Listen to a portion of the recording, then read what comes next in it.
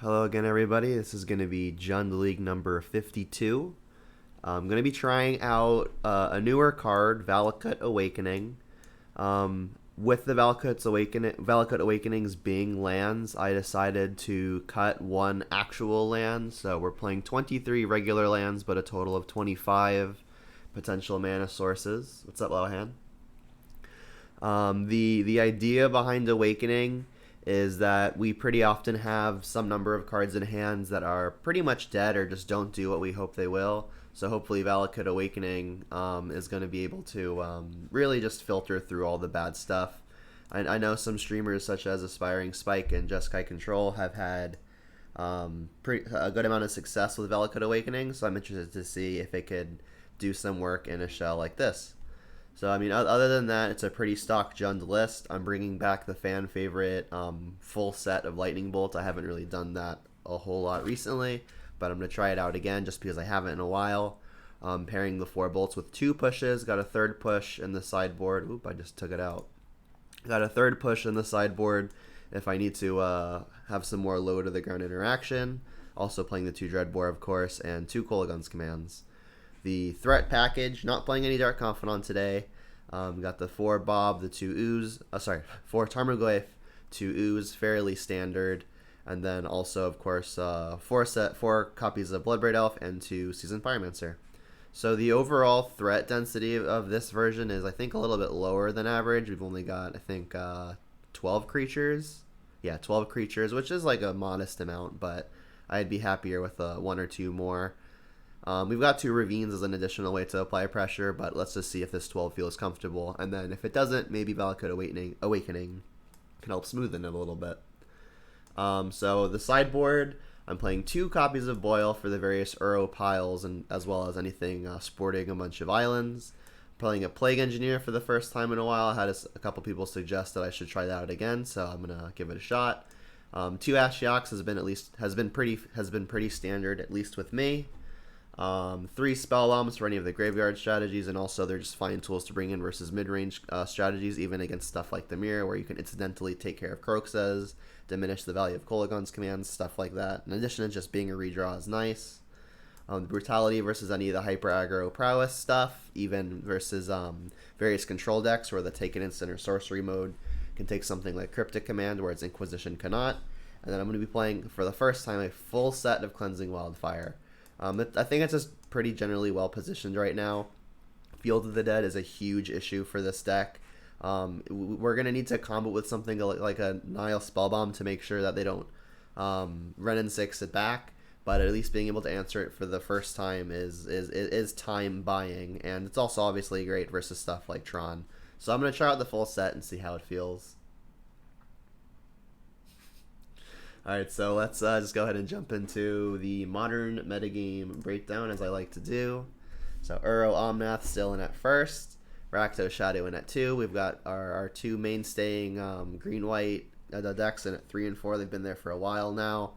Lots of mid-rangey and combo-y stuff, so Tron also rising. Hammer Time still sticking in at number 6. I didn't think it would stick around this long. A lot of people thought it was a meme, including myself, many months ago, but I mean, people have refined it and it's apparently doing pretty well. Then more Uro piles, some more combo decks that we've known about for a while, and then even more Uro piles. So let's just see if we can defeat the format and get a league going. I don't know why I always click constructed, but limited by accident when I should be clicking constructed. All right, modern league, please. Jund current play points.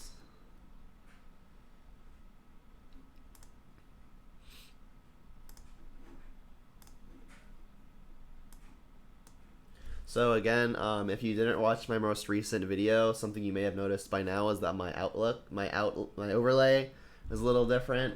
Overall, the screen should be a little bit bigger, and my actual information is more condensed in the text box of the card that I'm using. So if you like this overlay more or less than the previous one, I'd like to hear your thoughts. Just trying to improve the stream overall, and just taking a few risks, a few design changes, and let me know what you think.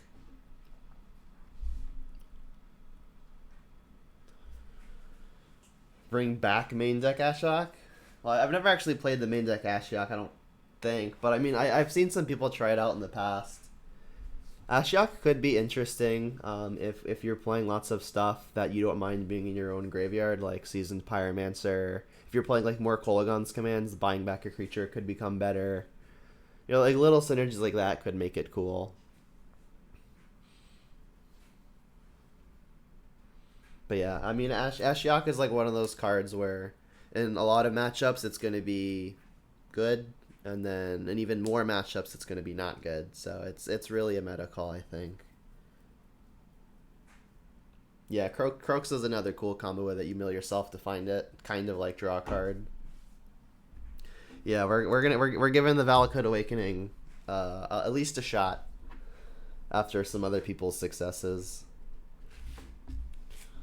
All right, well, we've got an Awakening, 2 lands, and a bunch of castables. This seems like a good hand.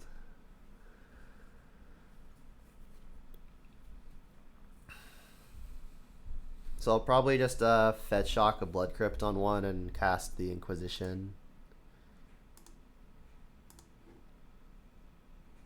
Not a bad pickup, especially versus a Flooded Strand deck. This game is probably going to go long, or at least the average game that plays turn 1 Flooded Strand is. Alright, so Inquisition, not a very difficult first turn. Unless their hand is complicated. They did mulligan, by the way. Triumph. Alright, so probably an Uro pile. Hey, what do you know? Alright, well, I don't really feel like putting the Uro in the opponent's graveyard for them. I think I'm just going to take a Growth Spiral. Yeah, I mean, they have to use the turn to actually initiate the Uro, whereas Growth Spirals is going to redraw and give them value. I mean, Uro is basically just another Growth Spiral. Maybe since they have double Growth Spiral, I should be taking the Uro, but it's close, I think. Alright, so I would love to be able to cast Liliana of the Veil on turn 3, but that means I'm not playing a Tarmogoyf. Honestly, though, I think I need to get the Liliana in play, because that's going to be one of my few ways to easily deal with an Uro, especially game 1. And when the matchup isn't really going to come down to a race, I think I'm going to put a preference on getting the Liliana down on turn 3, which means I'm just going to play the Valakut Awakening tapped. Because, like, if I play Tarmogoyf here, they're just going to Growth Spiral now, and then they can Uro. And, like, Tarmogoyf is never really winning a race over the course of at least 4 or 5 turns. So I think it's probably best to get my own engine down.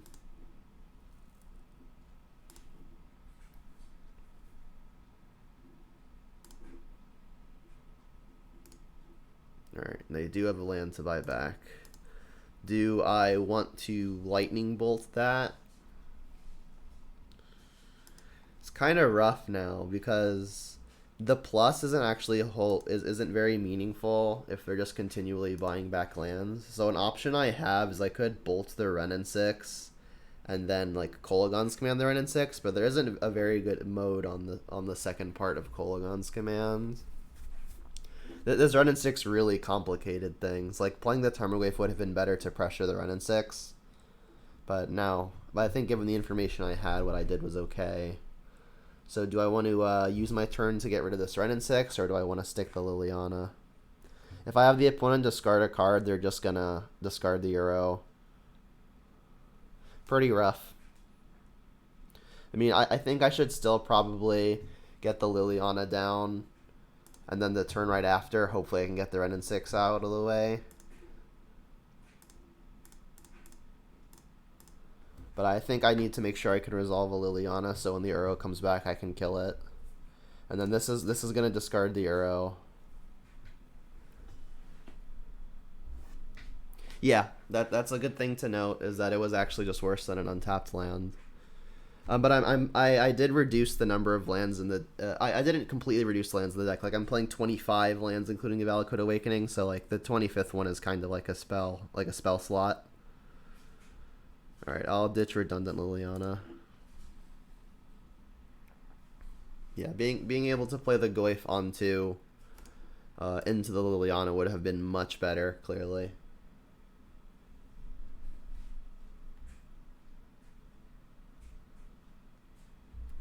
did not ditch the Uro. Okay. I mean, I guess ditching lands just makes sense when you've got the run in 6.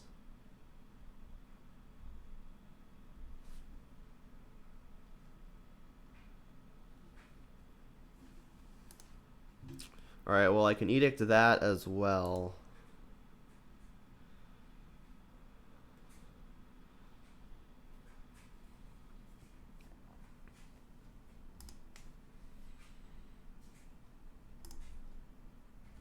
And I'm going to try to play relatively quickly, because this matchup may go a long time.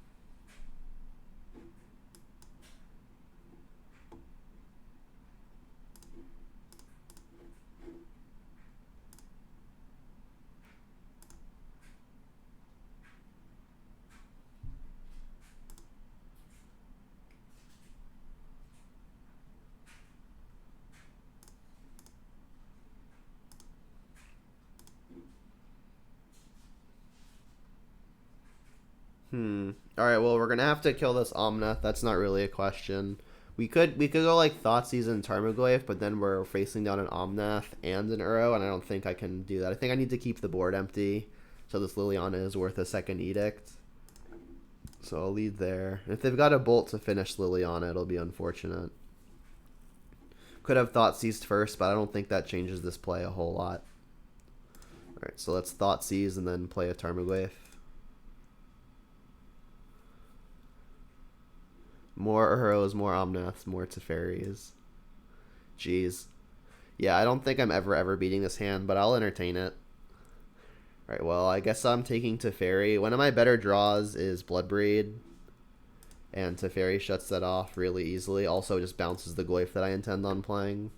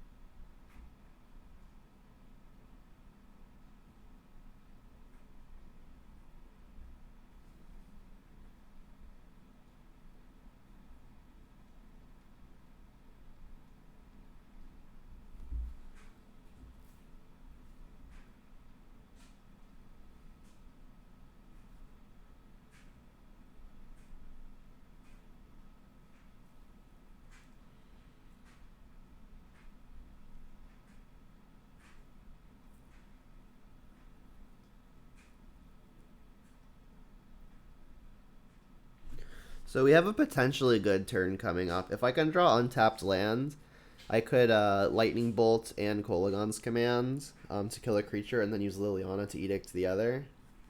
Does this hit the Planeswalkers on a land?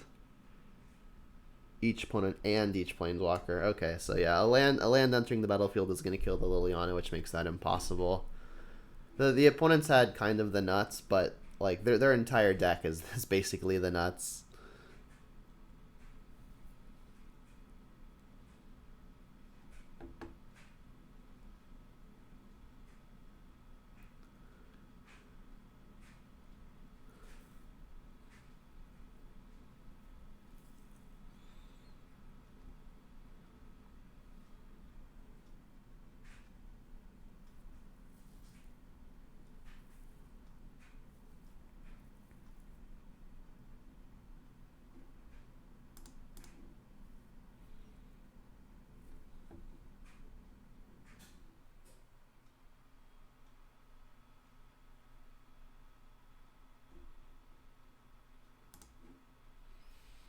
They're just gaining the 4 now, or they know I don't have like a push or something, I suppose.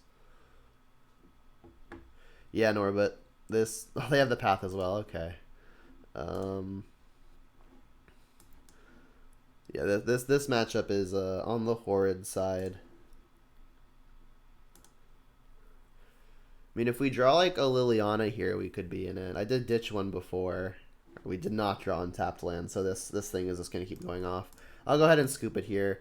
They've got Ren and 6 Omnath double Uro in their yard. It's going to take way too much to come back. Alright, so let's bring in Ashiok. We can bring in the Spell Bombs. We can bring in the Boils. If we anticipate Field of the Dead, Cleansing Wildfire is a consideration in some number. Brutality takes Cryptic Command, whereas things like Inquisition do not. Inquisition already also bricks versus stuff like Omnath. Yeah, this is a deck that I imagine most people would lose to playing Jund. Alright, so I'm gonna take out a bunch of the 1-for-1s. The removal just isn't really gonna do a whole lot. I mean, I guess Fatal Push can like kill stuff off of Revolt, and Lightning Bolt can kill Planeswalkers, but you're already conceding like a multi-for-1 at that stage. But that might just be what I have to I might have to be okay with that. Honestly, Lilianas aren't super impressive, especially versus Ren and 6 and Uro. Yeah, let's bring in some Wildfires for potential Fields of the Dead. I think 2 is probably fine. I'm really going to have to save them for the field. I could bring in more, but I'm not sure over what.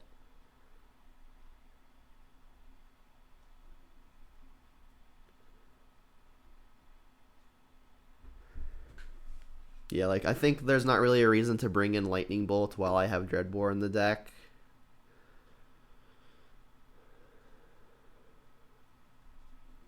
This seems like about what I want. Yeah, let's run it.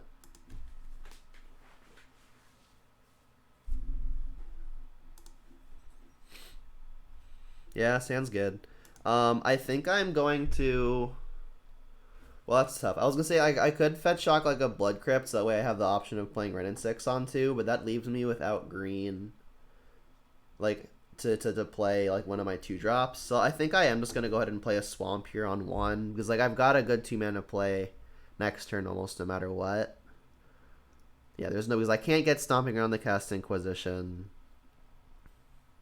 And I can't... I don't really want Overgrown Tomb. I guess I could get Overgrown Tomb, but then I need to spike the red source. I need to spike a source for this anyway. So yeah, I think I actually will get the Overgrown Tomb, because that leaves open the option to play Ren and 6 if I like top deck the land. But also doesn't cut me off of my green stuff.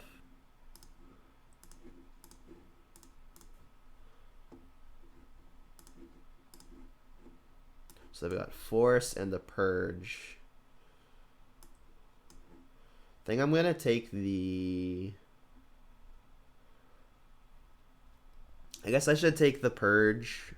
You know what? It's the Force, because if I draw the way to play the Ren and 6, I'll at least be able to get the Verdant back when they're able to Purge. Like the Force 2-for-1's them, and this allows me to get the 2-for-1. So like in the grand scheme of things, I guess I'm still getting the 2-for-1.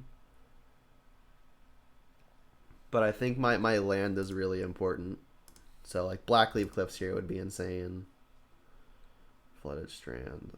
Thoughtseize, not the worst. Alright, so I think I'm gonna go ahead and just deploy a threat here. I guess Goyf is the bigger one. Their graveyard doesn't super matter right now. So I'll just play the thing that hits harder. Also, on future turns, if a spell were to get countered, I'd rather it be the Ooze, since I've got to back up one of those.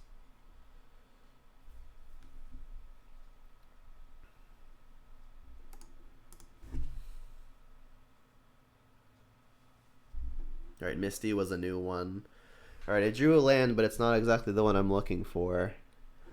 I think I'll lead on Thoughtseize, because there's a good chance it ends up growing the Goyf.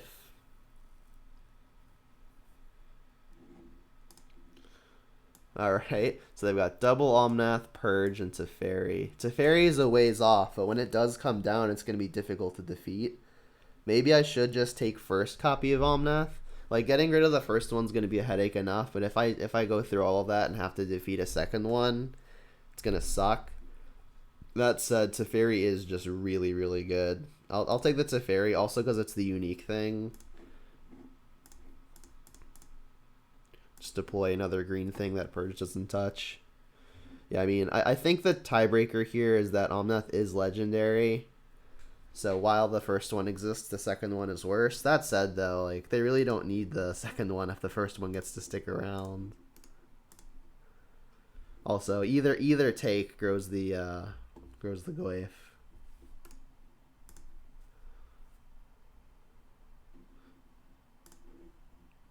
So they're just keeping up the purge. Alright, Bloodbraid's going to be good for future turns.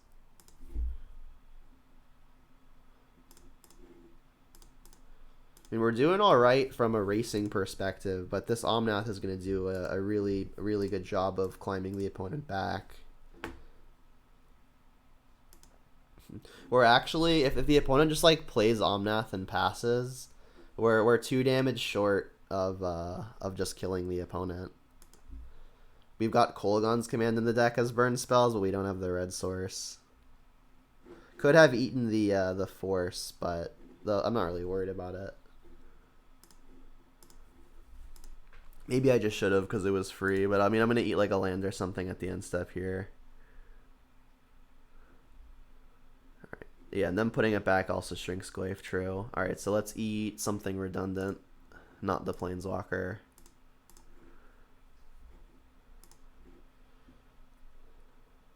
More red cards. That's brutal. I mean, I guess I could sacrifice Peatland and try to spike red source. I mean, I don't really have much better play. That's a tapped red source. Alright, go. Like, I could put the opponent to 3 here, but them playing a land means that it doesn't actually stick them at 3. Like, the opponent having force in their hand is completely fine. Yep.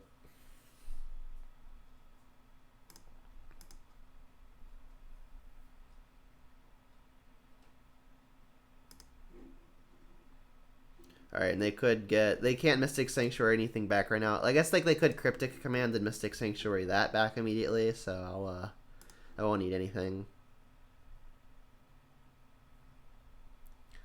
Okay. Alright, well, if I cast Thorn and 6 here, they'll force it. I think I'm just gonna end up wildfiring. So yeah, I guess I would have preferred the opponent didn't have it in their hand. Ugh, crap. Alright, so I'm wildfiring. Need to get a card here. They'll gain another 4, which is a headache. But I'm going to cycle this. I need to hit my lands.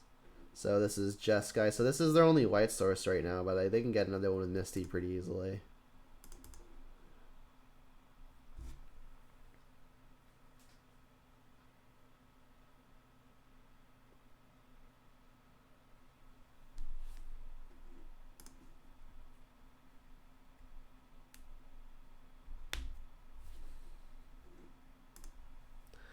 I mean, we can cast it, but not now.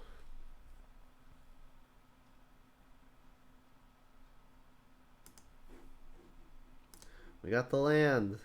Alright, I guess more green for oozes. We've already got double black for Liliana. We had a pretty good aggro plan, but this Omnath just undoes literally all of it.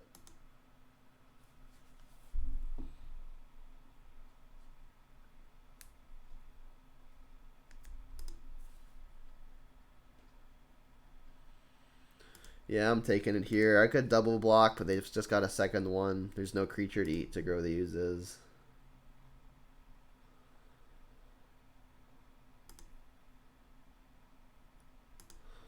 Alright, I can't eat something here because they'll get Mystic Sanctuary to put Path back.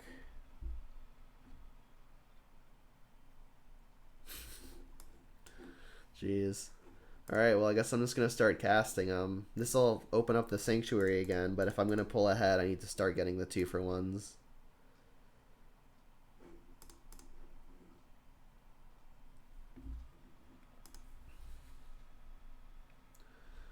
Alright, and I guess I'm attacking.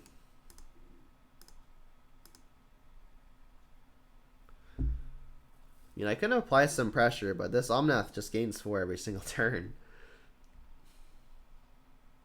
Like they can purge my blood braid, but I doubt they really care about that.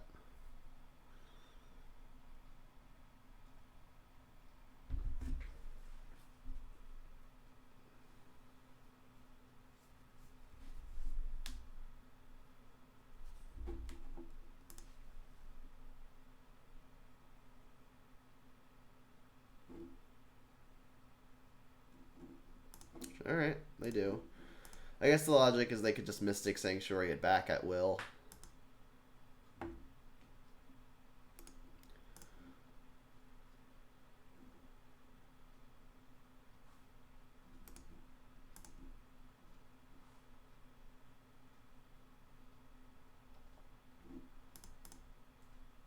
Thought I yielded.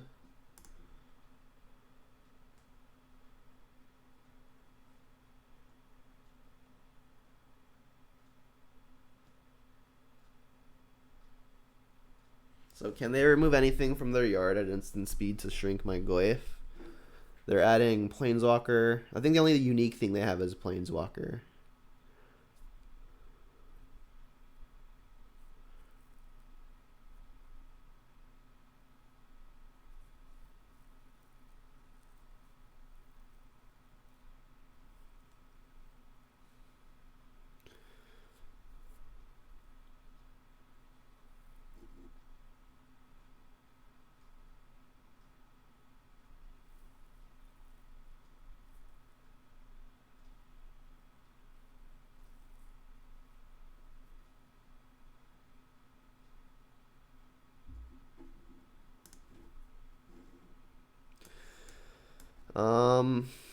I guess I'll get second red.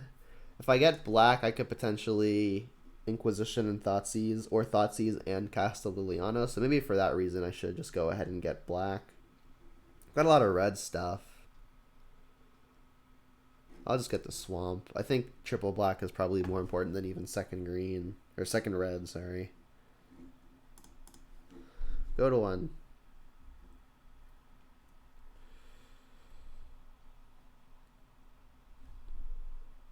Alright, well I need this Omnath to die. So I have to slam Liliana and just hope it resolves. I mean, I could send out a Renin 6 as bait. Yeah, I think I'm going to bait with Renin 6. Like, I'm never sacrificing a fetch land again, but this has some value in recycling Nurturing Peatland.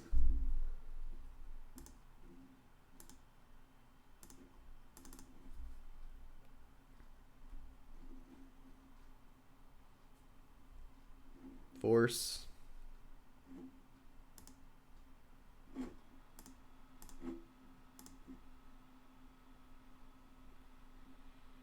Alright, and I cannot eat anything with the ooze.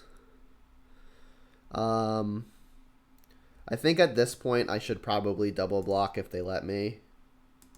I've got some blood braids to apply pressure as follow-ups, so if I can somehow accept a 2-for-1 here, I'll be happy.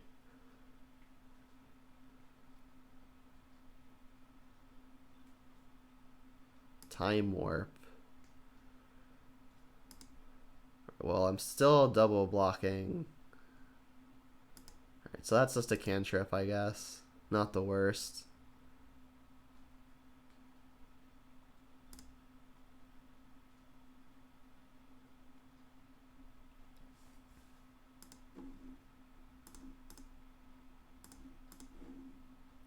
Alright, so no removal, please.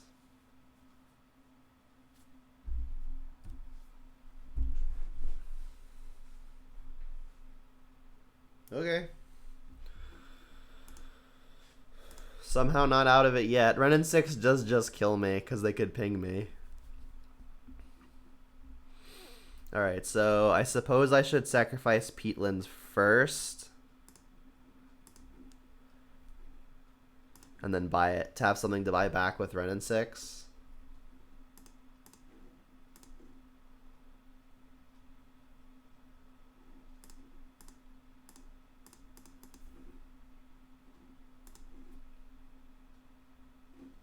Not bad.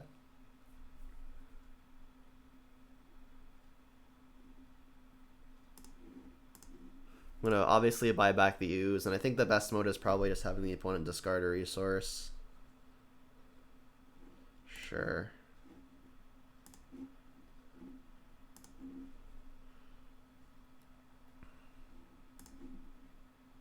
And then I just want to, I think, be able to develop my mana.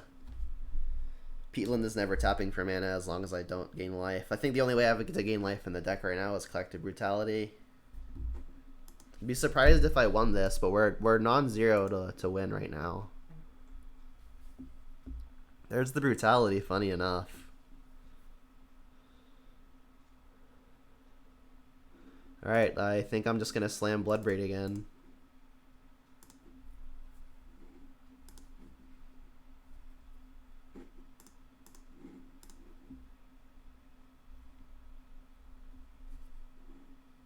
Fair enough.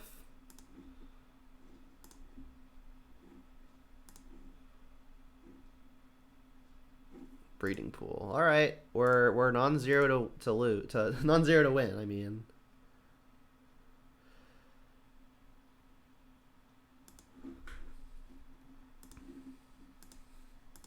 and then I guess I should just be sacrificing this Peatland again and then rebuying it.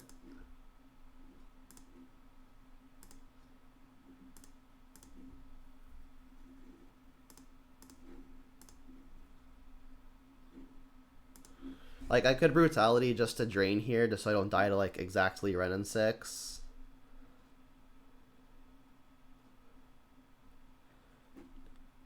But I think I like getting the card and just not, and then just risking it for one more turn. I mean, we're also close to a Ren and 6 ultimate, which is something that could happen.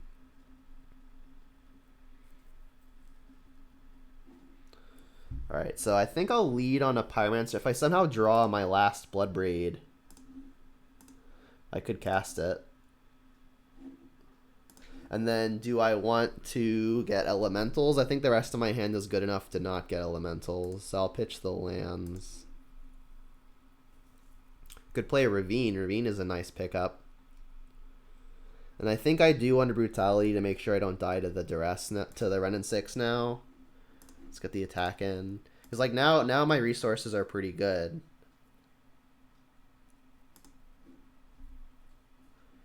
Alright, so it could get countered or like mana leaked.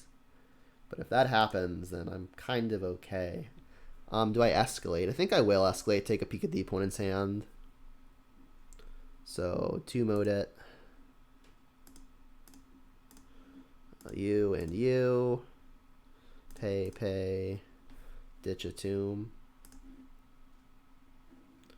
Mystic Sanctuary Breeding Pool. Interesting. Alright, so this can now buy back the Peatland, and then we can play an additional creature threat. I mean, I could play the Peatland so I can have the Kolaghan's Command, but there's not going to be a really good second mode on it other than like 2 damage. So I like getting down another way of attacking, because like if they draw a Verdict or something, Ravine could attack.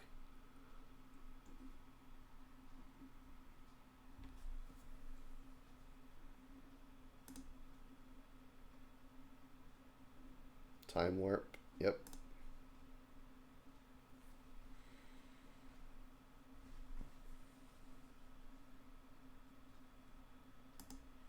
That's an Uro. They can even shock in their other breeding pool to be able to escape the Uro immediately. I guess they're just going to Time Warp and do it that way. That makes some sense. So yeah, actually, Kolaghan's Command would have been able to snipe the Time Warp.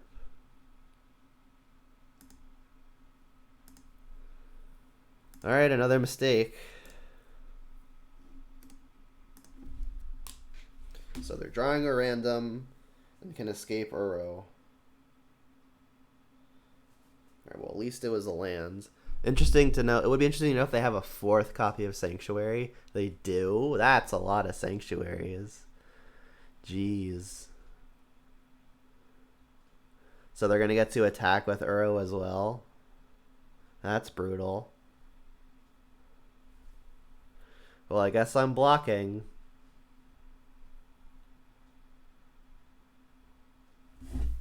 Four Sanctuaries is a lot. Last I checked, this deck only plays like 2s. There are 4 colors.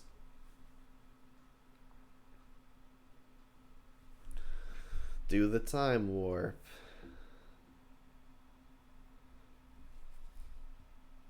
So if they can somehow draw 2 blanks, the card they're drawing now and the card they're drawing off of Uro, then I could be in it.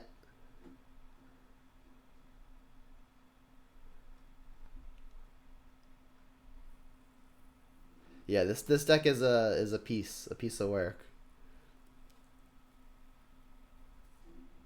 To be fair, I have made a few like micro mistakes that have like resulted in me falling more behind, but I mean, I'm fighting the good fight and not being particularly close. All right, there's the Ren. No more sanctuaries to get. This I know. You've got 4 already.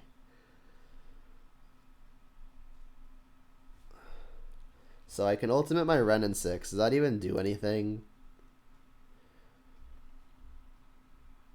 I've got like Brutality I could cast again. Not great.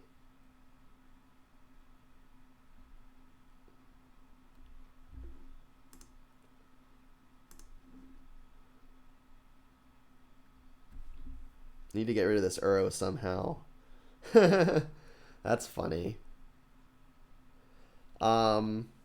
I could forego ultimating the Ren 6 and just like attack the Ren 6 for 3 and then Ren 6 it down. I could use the Seasoned Pyromancer to make blockers for the Uro. That would deal with most of their permanents. I mean, that might just be the only line I have. Is it crazy to not ultimate here? I mean, I guess Kolaghan's Command is something meaningful, but I've only got the 1 land. I mean, I guess I could just boil first and see if it resolves. That could just be step 1.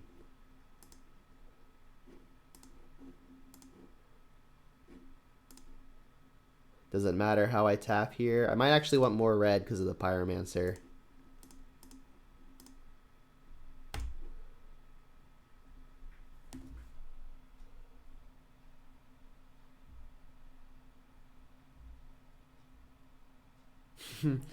Yeah, the opponent agrees it's a crazy game. Alright, so I can now play the Peatland. Let's attack the Ren 6.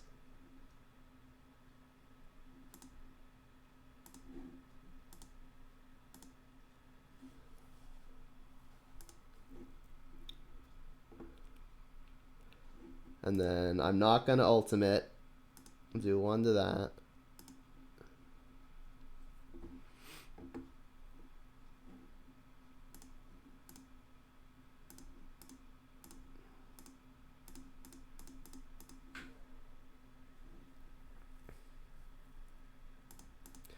Alright, they've got the Uro in play, but not a whole lot of mana to use it. Okie dokie.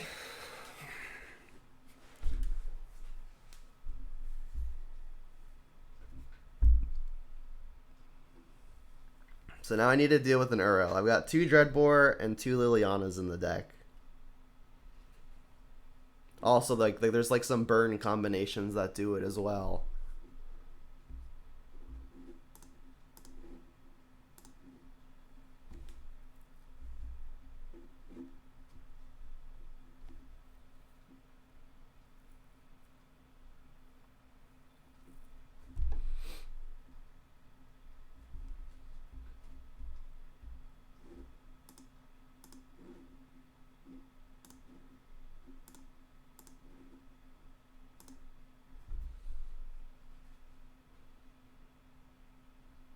Not bad.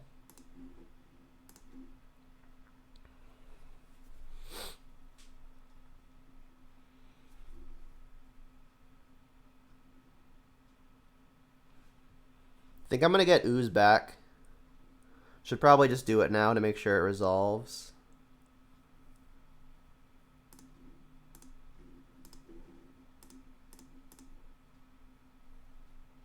For what it's worth, I think I just slightly mistapped. I should have held up max green.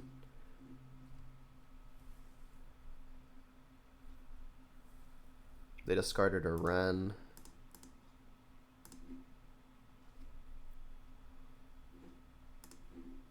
Alright, and I don't even think I'm attacking here. I need to make sure I can block.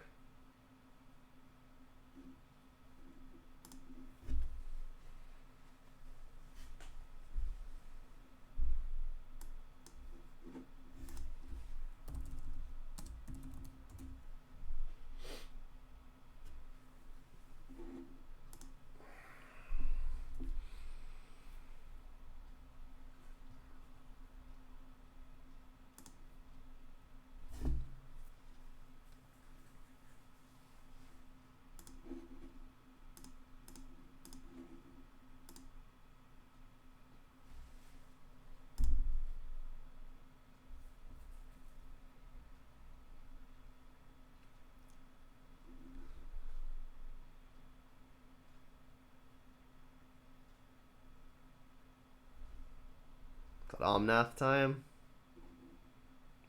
Very annoying.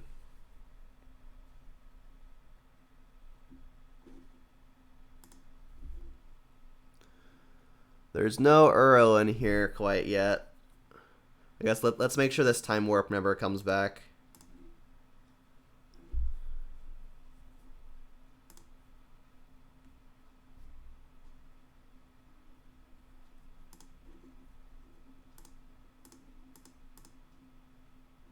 They just conceded? Interesting.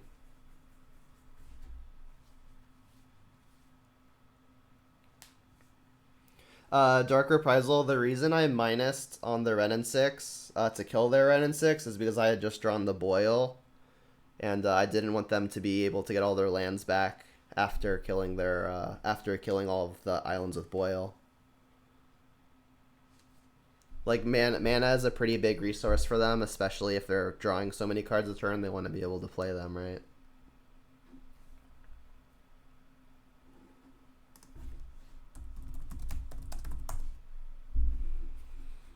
The opponent is a sportsperson.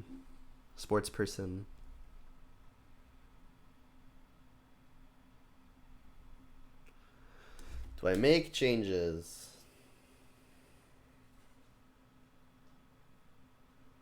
Not sure that I do.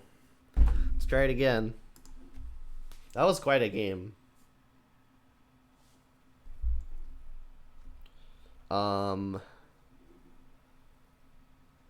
Yeah, I'll keep.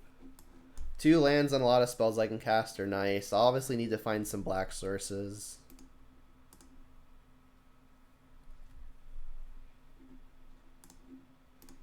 Would really like to find some black sources.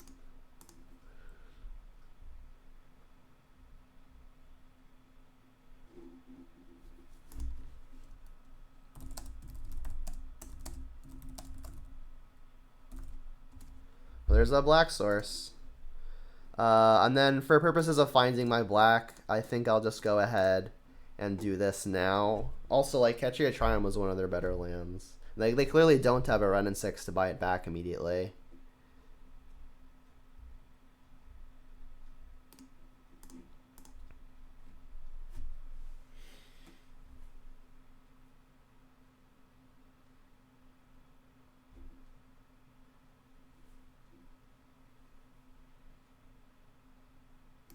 Hey, that's a Boil.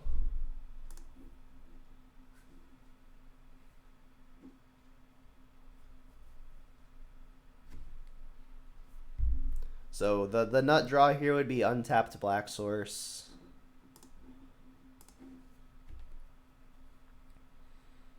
Looks like they're not necessarily afraid of the Boil. They may have an answer to it.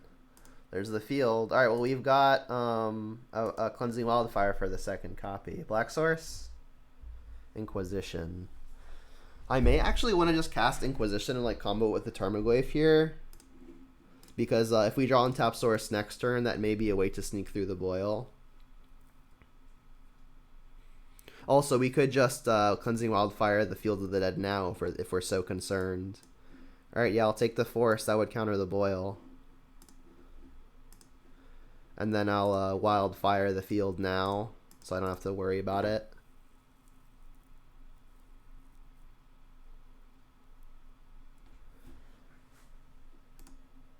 Alright, so untapped mana would be great. Obviously, ideal case is black.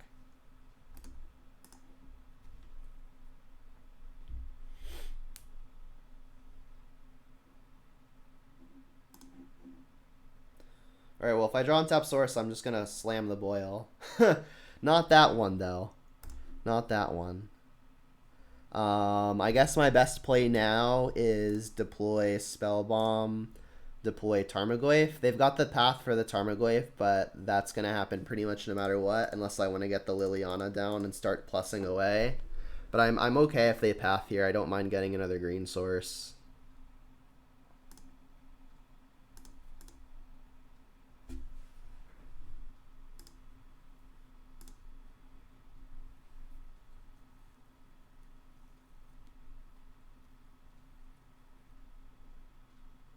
Doing the time warp.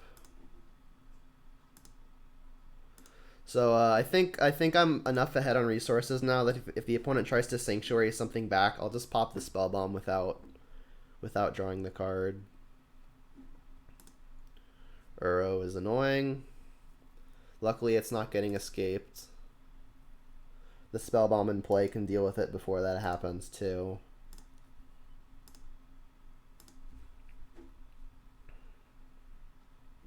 Backup boil. Alright, let's attack. This may evoke a path. Alright, I'll just go ahead and boil now.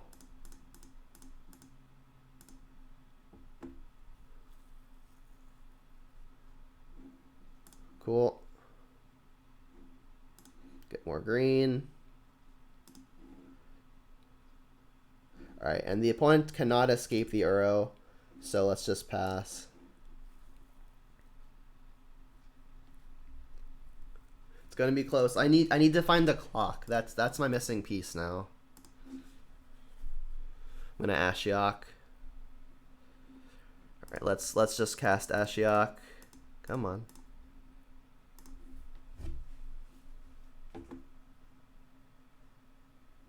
Opponent says hate losing dumb ways. I think we had good games.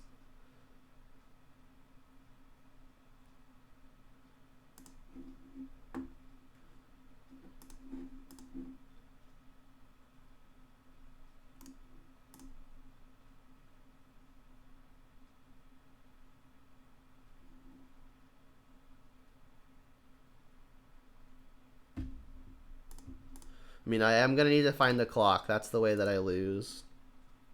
Is not finding a clock fast enough. Just about anything would be good. That included. Second boil is probably going to be good. I'll lead on Inquisition, see what's up.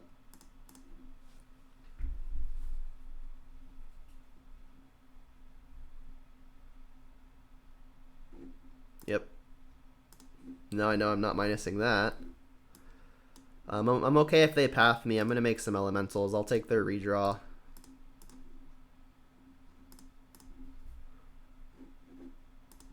And then at this point, I think I'll ditch Kolagon's command and second boil. I'll just keep all the planeswalkers I can.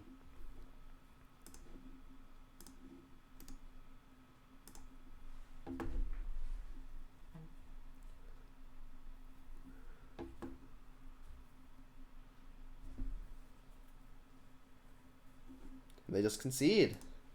Wow. Did not think I was winning that, but thankfully the opponent realized that they were very low percentage to win game 2, but it would just take a few more turns. So I am thankful they decided to concede that second game.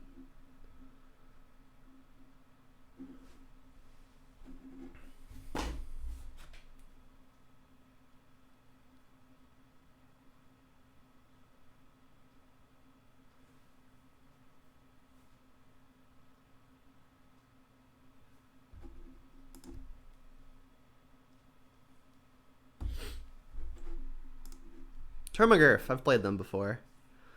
Well, if this hand had second land, it'd be excellent, but if we brick on it, it's unplayable. This is better. Let's keep. keeping Liliana, keeping my good threat, keeping the spell that I can cast, keeping my land. So I think it's between these two. I think I'm going to keep the interactive spell and bottom the thing that I'm very far away from mana-wise. And then I'll Ravine on one.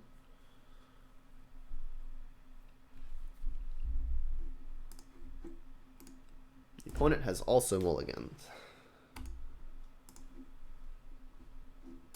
Alright, it looks like we're playing against Oops All Spells. Or they're doing what we're doing and testing Valakut Awakening.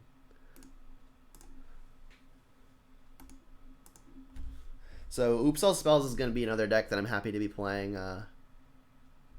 Oh, wow. Ouch. Oops All Spells is going to be another deck that I'm very happy that I'm playing multiple copies of Cleansing Wildfire, but they're clearly not that. Alright, so this is probably a fine turn to buy back the Tarmogoyf and destroy the Ren and 6. So they're very likely a Blood Moon deck. I'm gonna get second Swamp so I can play the Liliana.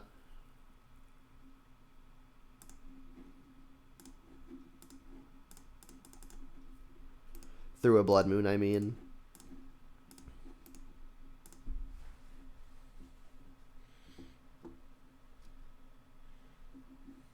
Alright, so maybe not a Blood Moon deck. So what do I want to do? Do I want to play just to slam the Bloodbraid and see if I can get stuff going? Not the worst idea. Alternatively, I could just get the Liliana down while it's unlikely the opponent has some form of disruption. I think that's a good plan. And I'll ditch the Bolt. I think that's the least likely to do something. Like maybe they're playing like Ice Fang, which would be annoying, but I think I want to keep my threats while I don't know that that's a fact. Snare, interesting. Is it just another Uro pile testing out Valakut? Looks like it is. Alright, time to play quick. Yep, it's another Uro pile.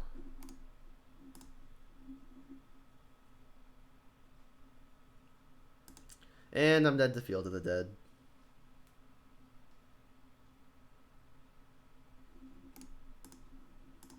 Can't beat Field of the Dead game 1. No answers to it. Alright, so Cleansing Wildfire, definitely consideration. Ashiok coming in for sure. Spellbomb's coming in for sure. I think I still liked the one Brutality over some of the other stuff. I think I'm just going to sideboard the exact same way, pretty much.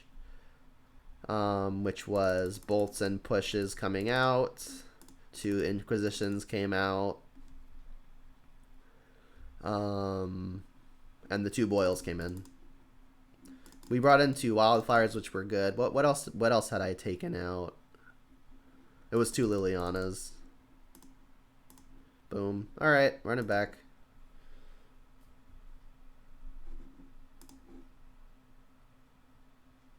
Yeah, sounds acceptable.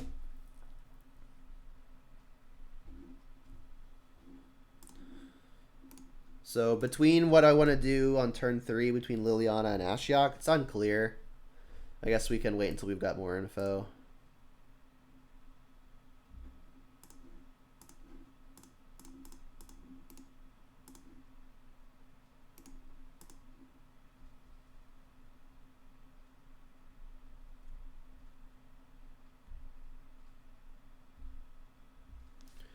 Alright, so they could have Mana Leak or Growth Spiral. I think I'm just going to jam Planeswalker here. Unclear which one. Let's just see if they do anything here.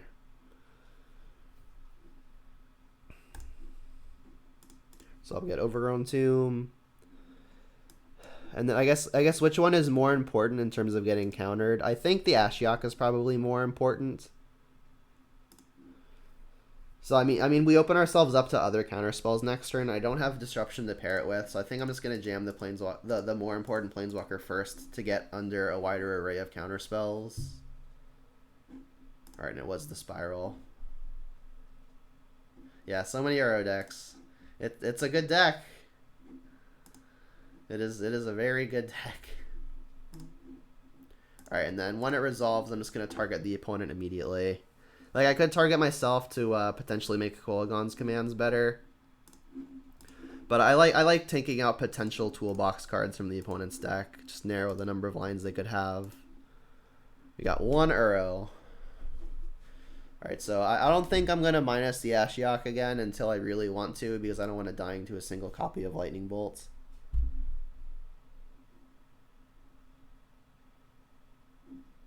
Explosives on 3. I mean, that's a way to do it, I suppose. Alright, so now I guess I will minus again just to get another use out of it. Do I want to target myself, though? I think I'm just going to continue making the opponent's yard smaller. If I draw a Tarmogoyf, that would be a reason to have minused on myself. But I'm going to try to snipe like a Field of the Dead or something. You sniped a Factor Fiction. Alright, I'm not going to play a Liliana here because the opponent's got an Explosives on 3, so that doesn't seem very profitable. Same with the Pyromancer. I think I'm just going to cast both copies of Spellbomb here. Leave up double black and double green for Ooze.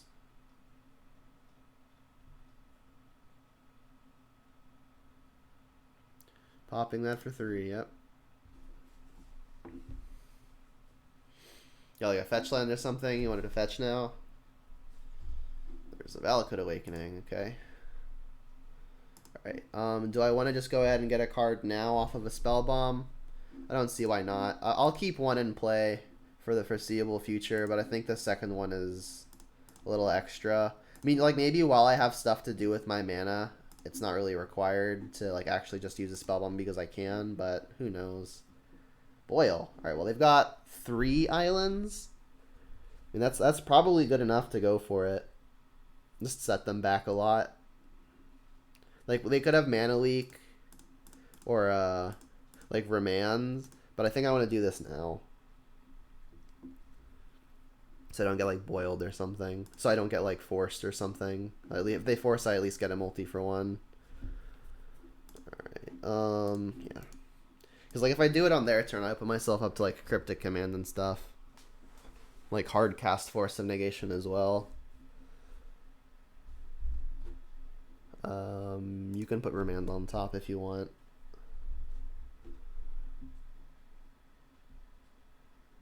Alright, so they have a Remand in hand now. If I draw untapped source of mana, I can Inquisition first to clear the Remand. Oh, they have Field of the Dead, though. That's going to make it much harder. I mean, Boil can turn the Field of the Dead off for a period of time. Damn it. Alright, we needed an untapped source there. We know they've got Remand, so this is not going to go well. I mean, I guess I can Liliana, Edict, Inquisition, and then, like, try to get it through next turn, but that doesn't seem very hopeful. Can I Bloodbraid into anything? I could Bloodbraid into, like, a Cleansing Wildfire, but even that would get remanded. So that doesn't seem like it's going to be super effective either. Really needed the untapped source there. I mean, I guess I could just Pyromancer here. That gets remanded too. It at least buys me some time. I'm gonna Bloodbraid because they're very likely to remand here, and this at least means that a spell is resolving. They do hit the Wildfire. Funny enough. Here's the remand. Oh, they're just gonna snare it. Oof.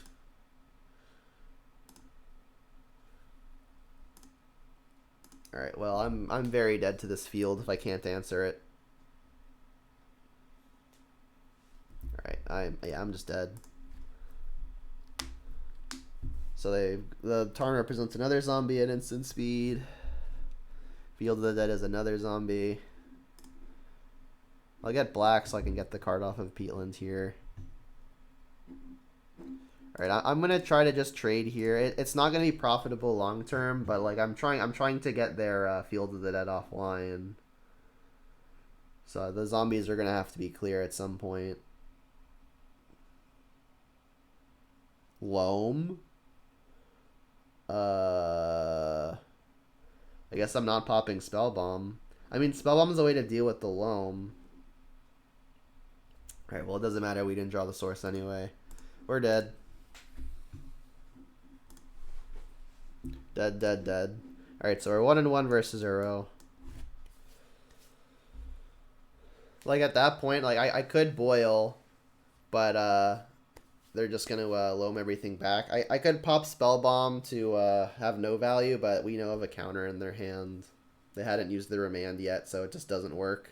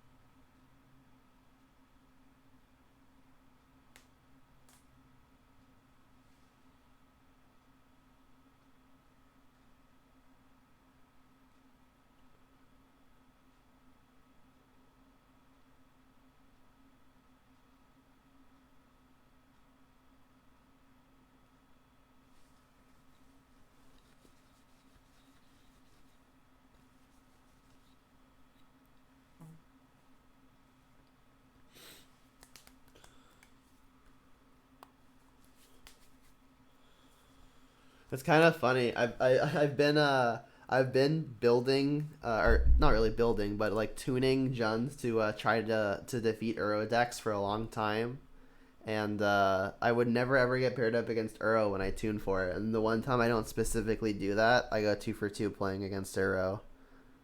It's kind of funny.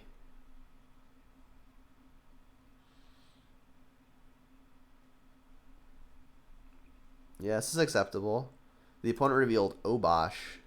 So either mono red prowess, which double bolts Kolaghan Command Liliana should be good against, or it could be some version of Ponza. More likely prowess, I would assume. Either way, I'm gonna have to be careful of Blood Moon. So maybe I get like Swamp with this and Forest with this. But that doesn't leave me a way to cast Bolt, so it's gonna be a risk. Let's just see what they're doing and decide after. Forest. Okay, so Ponza of some kind. I mean, that also makes me want to fetch a Swamp and a Forest.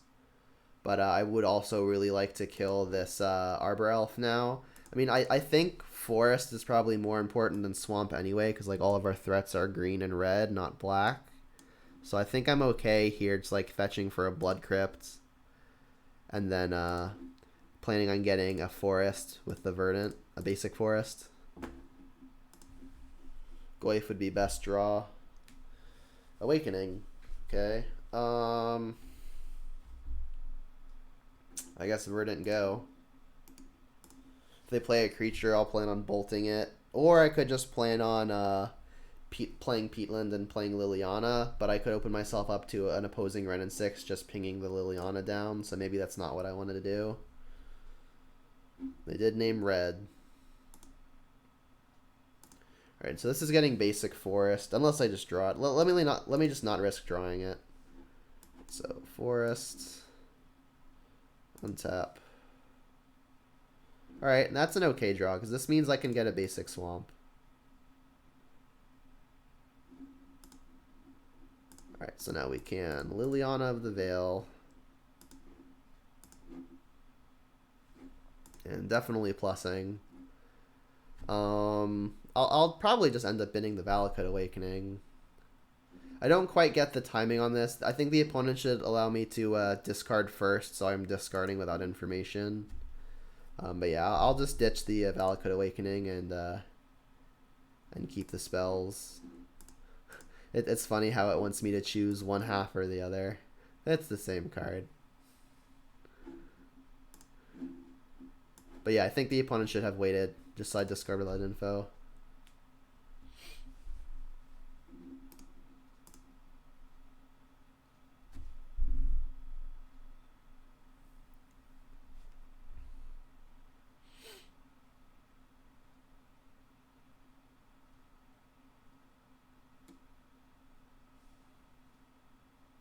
So I can Liliana minus to get that gone, or I could just bolt it and continue taking up Liliana. Liliana could die to a lightning bolt, but if the opponent had that, I suppose it would have died already. So I kind of like the play of just keeping the Liliana around, which means I can lightning bolt the Bone Crusher, play the Tarmogoyf, and like just discard Peatland. I think that's extra attractive because I may want the Liliana to Edict the Obosh. So I'm going to plus first. So the opponent discards without information. Get rid of Peatland as discussed.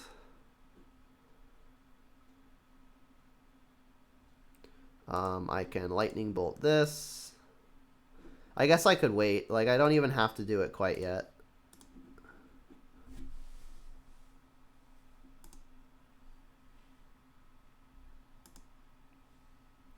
So we've got creature, land, instant in the yard right now. Bird. That's not super common in Ponza. Pyromancer. Okay, that's bad for me. I guess, like, Obosh Ponza isn't as popular as regular Ponza. So, like, when you're playing Bird, it's because, like, something else isn't in the deck because of the Obosh. Still think I'm bolting the Bone Crusher here because I want the Liliana to stick around.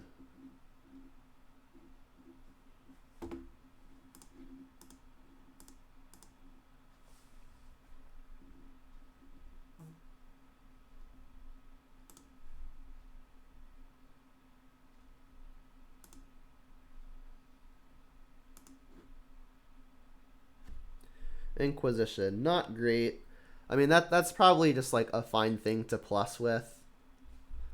Yeah, let's just plus. This will grow Goyf to a 4/5. This does put the opponent's hand to one card. So I could just Kolagon's command here to have the opponent discard the last card, and then like I could kill the bird or something. Killing Pyromancer doesn't seem that great because like the elementals make the plussing awkward. But yeah, let's have you discard your last card. And then, I mean, I'm outsizing this pretty significantly. Let's just cut the opponent off mana. I don't want them to draw and play like an Elder Gargaroth or something ridiculous. Like Glorybringer as well. Like, Glorybringer and Gargaroth would be pretty bad for me given I'm trying to Liliana here. They had a Luca. Alright, so, yeah, that's good. And I guess I'll just pass here. I'm going to defend this Liliana. I mean, I guess they are playing Luca. It's close. Let's attack. Like, we're going to have to try to win at some point. This Liliana is not going to be good for many more edicts anyway, especially given all their creatures have a chance of drawing more creatures. Or creating more creatures, not drawing them. Yep. Yeah, I mean, like, sitting here and not trying to get the opponent dead doesn't seem super advantageous. Alright, so I'm going to attack again. And now we just want to see blood breeds all day. From us, not the opponent.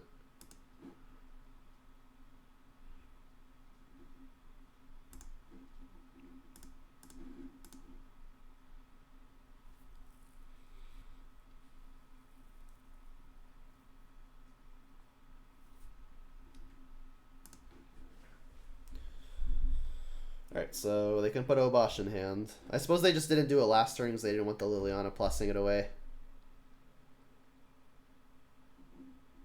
Sprawl. That's probably one of the better draws the opponent could have for us, just because it's not like it's a mana source, but it's not one that gets the Pyromancer back immediately. And like the opponent has to be somewhat afraid we could draw Lightning Bolt here. We're not playing any landfall creatures, so let's just get this out of here. We want second red, second green. So, Stomping Ground.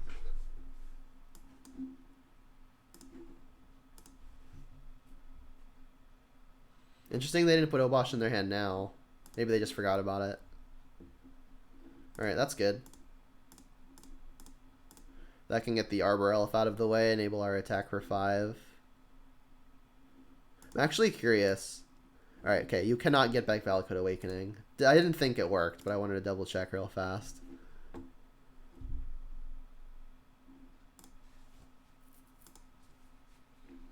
Oh yeah, they could Pyromancer back this way too, sure. I think I'm still attacking. Because like if they want to kill a Ren, they have to no block here, which puts them to 3, and that's striking distance from a number of things.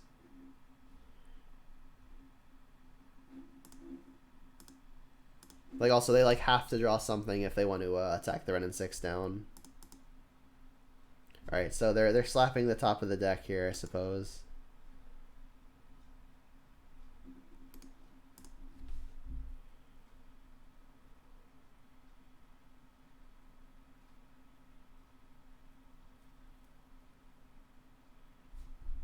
Oh, I forgot they had a second Pyromancer. I'm only a little stupid. I mean, I still think this is what I'd be doing. I just have to force them to stay on the back foot, I think. And then second Glyph, just as an additional lethal attacker, is pretty good.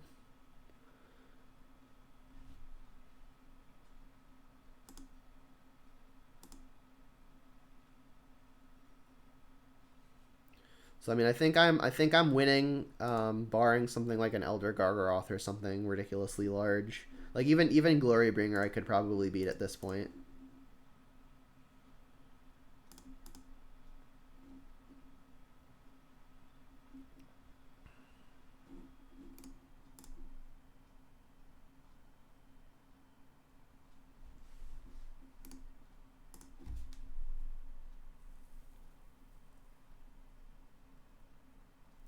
That's fine. Obosh to hand.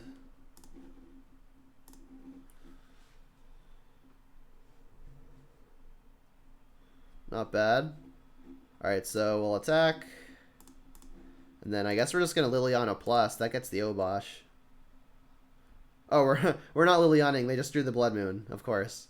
Yes. We're not doing that then. That would be illegal. I mean, they're still in double chump block territory, so that's a good feeling. Just like if they have this and a Bolt or something would be annoying, but it looks like they don't in the Keeping Up Forest.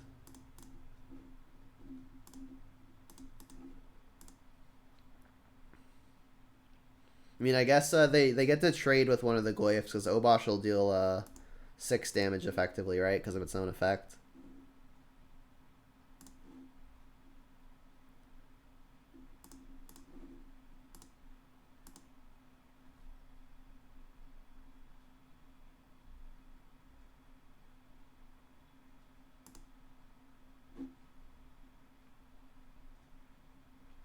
Alright, I mean, I suppose I should just Thoughtseize too. I'm happy taking actual anything. Sure. That's something that can't block anymore. So I don't want to see Seasoned Pyromancer. I don't want to see Elder Gargaroth or something ridiculous. Finks? That's really stupid.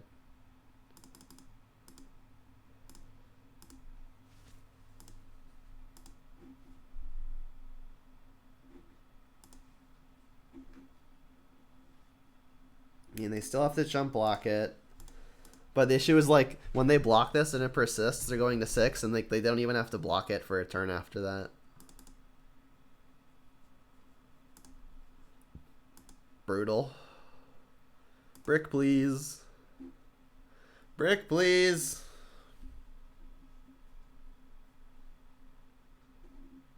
How about no?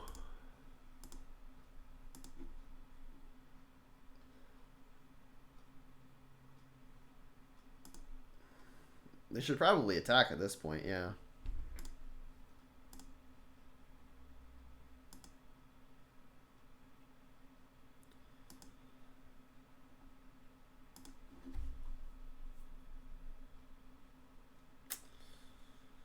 Alright, I guess I'm holding back now.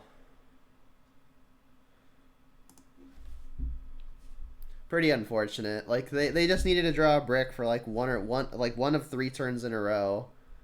And they just didn't. Oof. Well, there's the brick. Wish it had come sooner. I mean, I've got good draws too, namely Bloodbraid. Like, Bloodbraid into something would be big.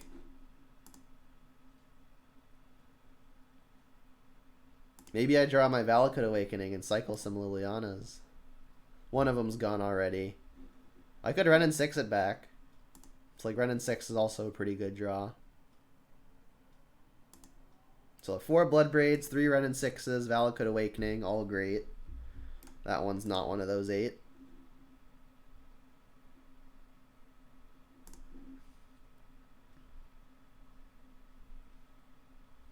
Like at this point, they could also just like put an Emrakul into play if they draw one of their Lukas.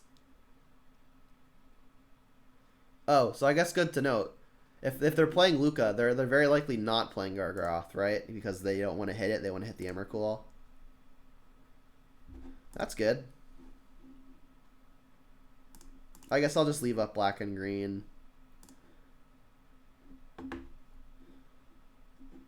Ditch the Lilianas. Get some stuff. Some dead stuff. I'm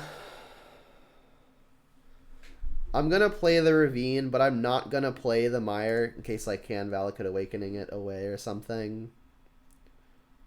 Alright, now I'll attack. Now that I've got some bodies to block.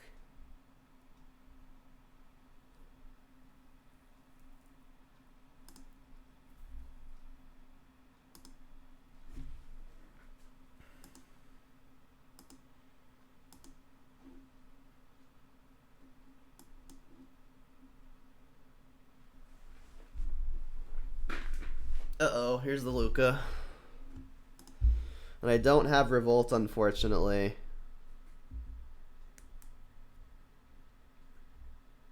Oh, they just want to draw some creatures, I guess. They hit Bone Crusher, Magus. Oof.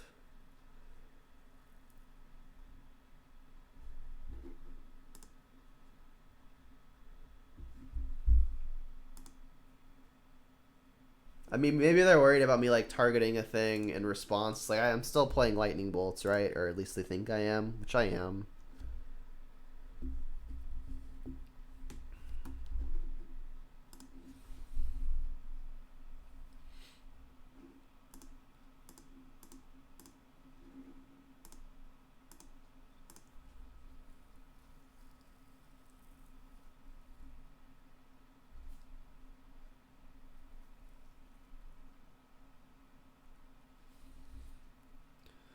Get the Sphinxes off the table, finally.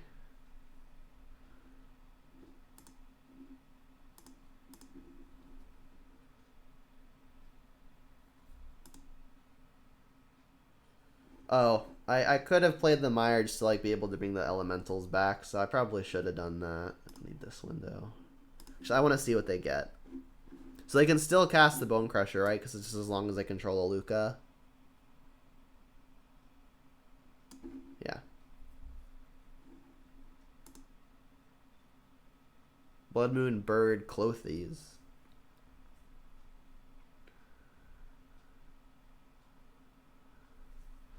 Well, I can push a bird.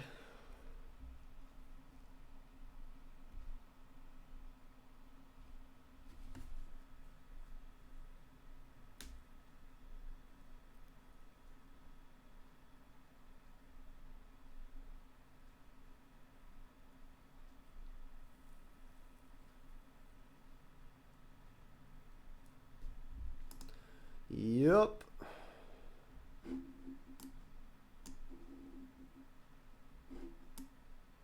It's hovering the Blood Moon instead of the bird.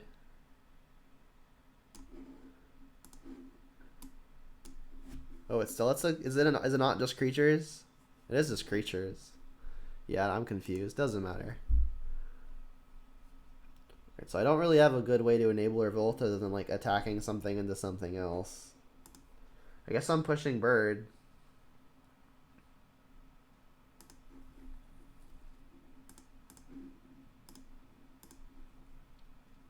The devotion currently is 2, 3, 4, 5, 6, 7, 8.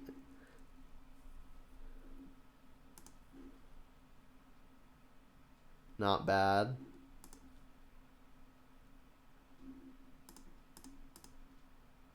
Can I draw a bolt, please? I should have played the land first. I got excited.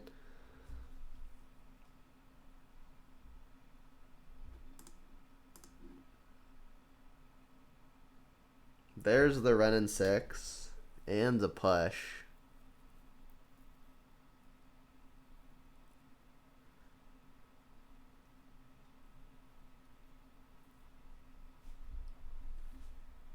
I don't have Revolt. What am I doing with an attack? Ultimate is an 8. -7. Each creature you control does damage equal to its power to each opponent. So I just die if that ultimates. So I guess I'm going at the Luca. I mean, the Elemental's dying would be a way to enable Revolt. So I think that's what's happening. Like, also, this doesn't even look like a crazy attack because they know that I need to get the Luca down, and this would force a point of damage through. And, like, if Luca goes to 1, maybe I just ping the Luca.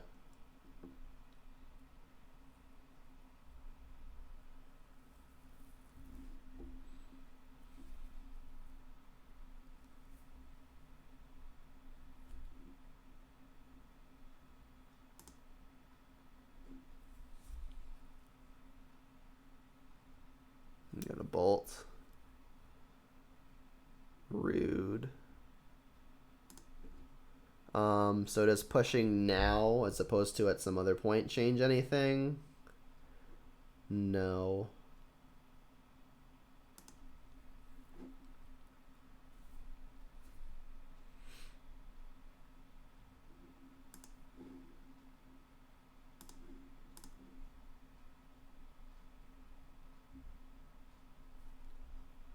So I think now I'm pinging Luca, pushing Magus.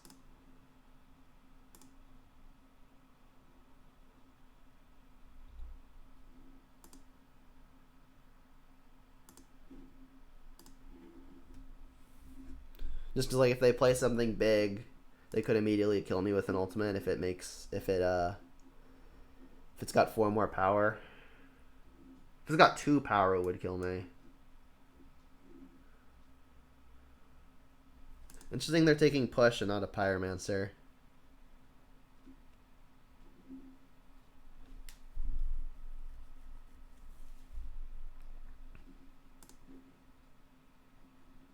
Just another Magus. I mean, a 2/2 is about as good as I could hope for.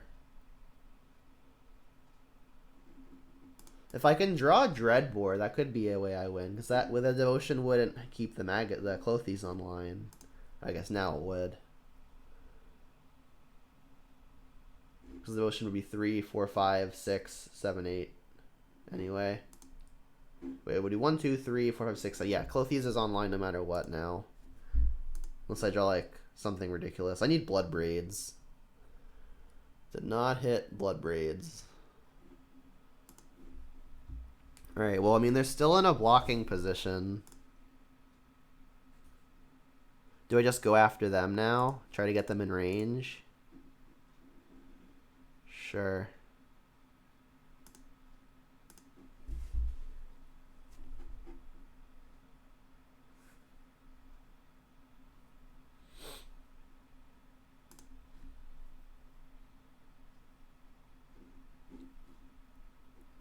Just to verify, I cannot get back the whatchamacallit. Yeah.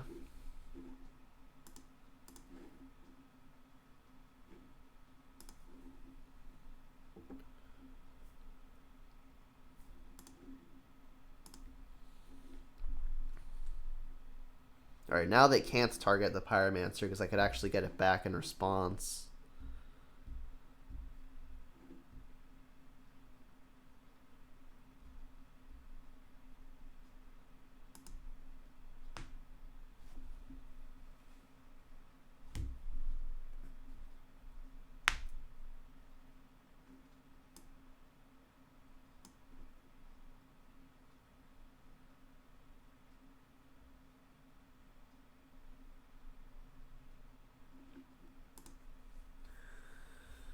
Yep.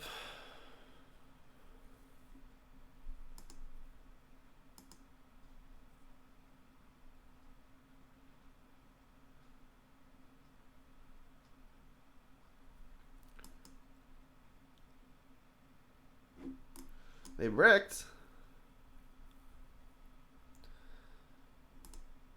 Yeah, I needed to, like, draw some blood braids a lot earlier, I think. Now it's almost definitely too late.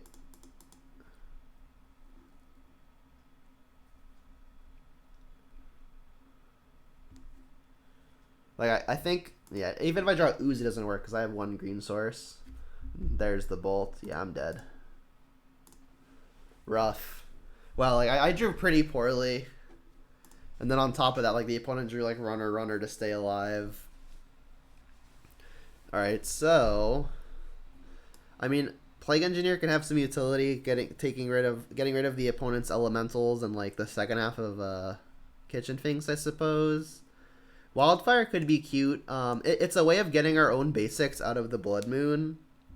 And, like, also if they put a an enchantment on one of their lands, I can blow up their lands to get a 2-for-1. That seems like about the only thing I want to be doing here. I could have a Fatal Push as another way to disrupt a Luca combo, but I've got plenty of ways to do that already. So yeah, I think it's just these 5.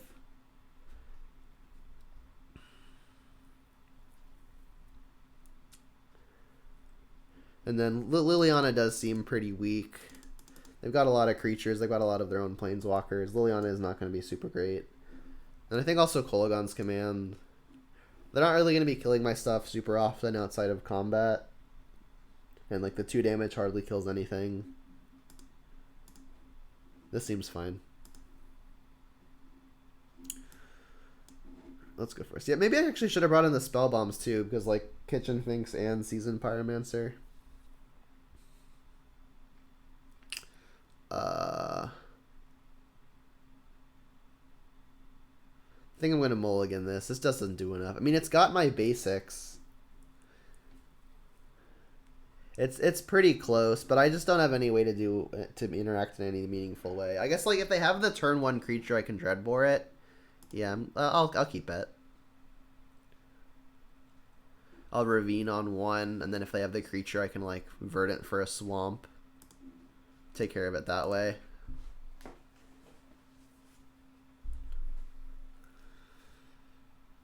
So I'm hoping their accelerant is the creature, not the Utopia Sprawl. Cool. Alright, well, as it turns out, it would not have mattered, but let's just start playing around the moon, get their creature out of here.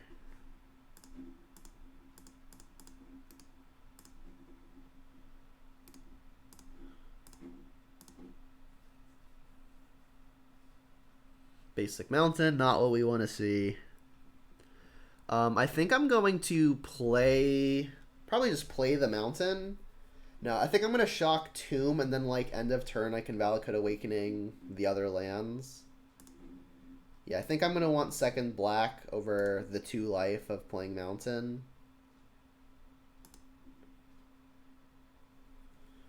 I mean, maybe I just want to keep the forest anyway. So, like, maybe I just Valakut Awakening for, like, just the Mountain, so I would draw 2. Also, like, it's probably pretty important to just make sure I can Bloodbraid next turn. Alright, so let's Valakut Awakening. Definitely choosing the Mountain. That's probably it. I mean, they don't have the Utopia Sprawls at this point, so it's possible, like, that any other action spell is better than a Wildfire. Let's spin the Wildfire. I think I talked myself into it. Nice. Alright, let's start braiding. Tarmogoyf. Plague Engineer, that's good too. Let's name Elemental, because I don't want Seasoned Pyromancer doing something stupid. Like the other good name is whatever Kitchen Finks is. I think it's Oof. Bone Crusher.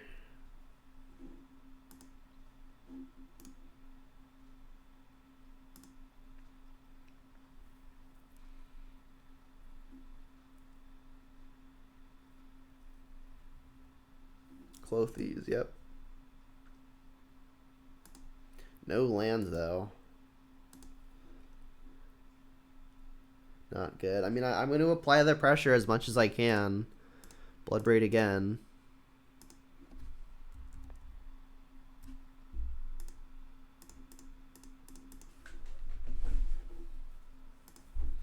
Tarmogoyf. The one thing that does actual nothing.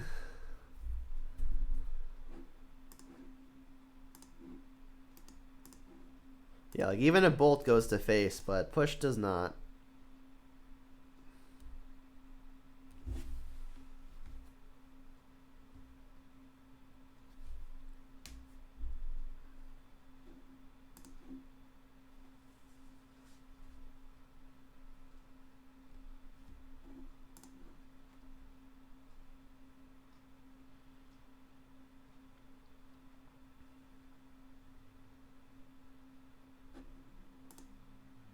Brutal.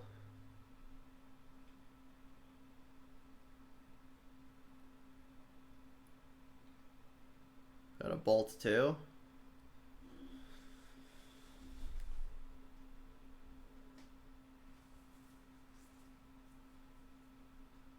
Burst lightning, I guess. I mean, I don't really have anything good going on. I've got Ravine, that's about it. I could play Red and 6, get back Verdant, play it, but I think I need to start going the Ravine. Especially because if I attack now, that means it's going to attack as a 5/5, which gets past the Bone Crusher.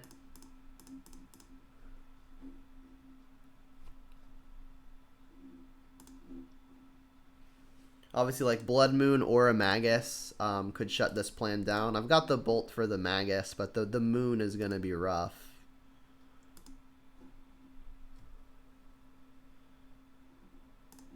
Not going to shock this here. I can Bolt and activate the Ravine next turn with the mana that I've got, so this seems fine.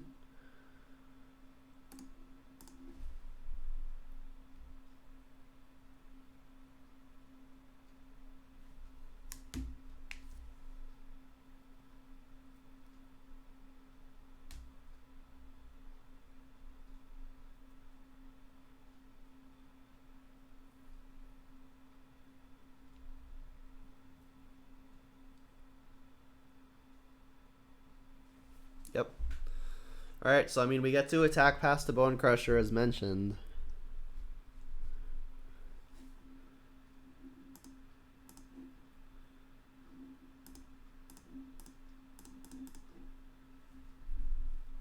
Like, they could have a Bolt of their own or a Burst Lightning of their own. So maybe that's a reason to just get this Bone Crusher out of the way. Make sure we can keep getting our hits in. Yeah, I like it. Like, they've got backup Bone Crusher, which is pretty annoying.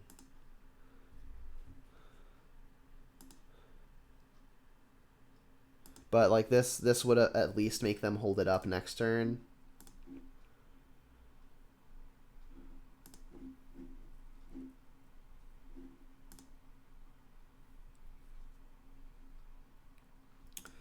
So 2 more attacks would be a total of 13 damage, and in that span of time they're getting 4 up to 12. So I mean 2 more connections is lethal. But I doubt the opponent's got nothing to do between now and then.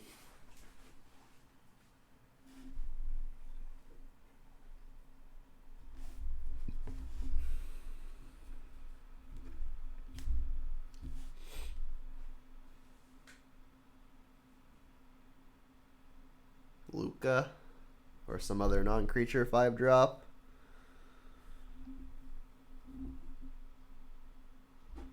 The Crusher of Bones, yep. So like even fetch land here wouldn't even be a terrible draw because we can then push the Bone Crusher and continue jamming. That's not the worst either, because if they've got the Bolt or the Burst Lightning, 1 copy, then the Ravine can continue smacking.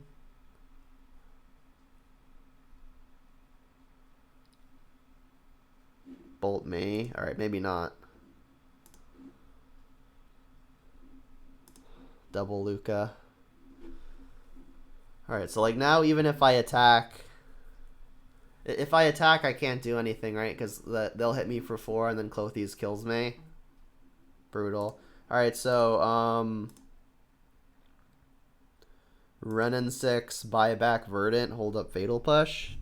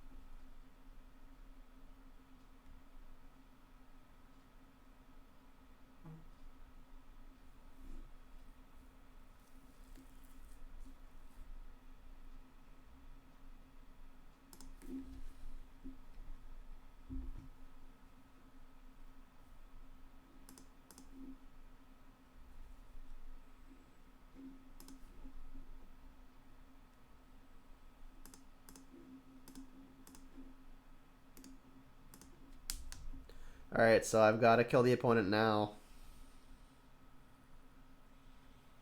Is there even a way to do that? Don't think that there is.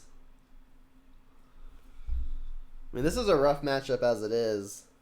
But the opponent just keeps on drawing kitchen finks. Like, game one, I think we got stolen from us. Like, we had the opponent dead on board, and they do, like, back-to-back kitchen finks, and that was really brutal.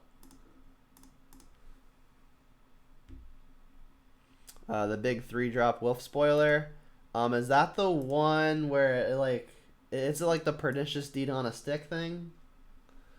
That's, like, the only spoiler that I've seen, but I don't remember the exact text on it. It's like whenever a permanent leaves the opponent's control, like you like put a counter of it on, like a counter on it of some kind, and like you can like remove the counters to like pernicious deed or something.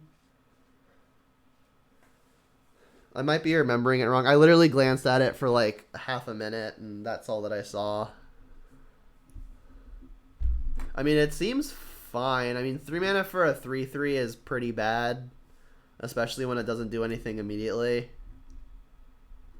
But I mean, it's got some staying power. I mean, my gut check would say that anything with 3 toughness or less that like doesn't cost 2 or less mana that dies immediately to something like bolt or push easily is probably not good.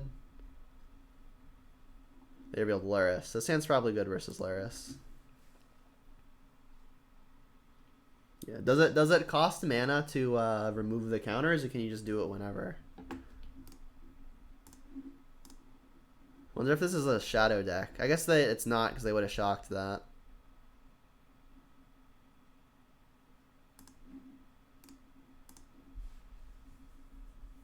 It's free, but only at upkeep. I'm not convinced it's good. I mean, I would need to see. I would need to see it be good. My gut check would say no. Alright, we're playing against Mill. Alright, let's I guess had I known that, I would have done this earlier to have one fewer card be potentially Archive Trap.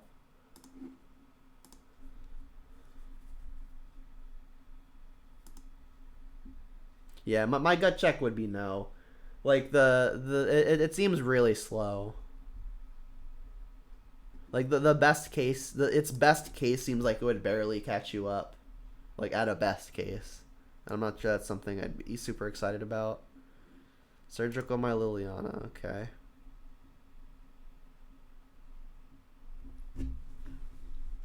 Mill 3.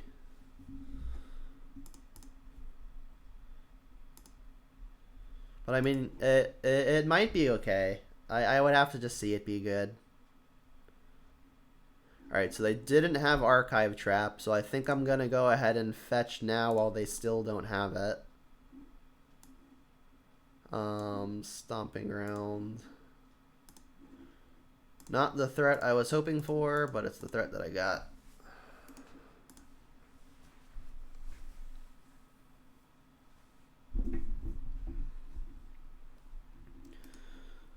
Opponent's got crabs. Alright, well luckily just one trigger off of it.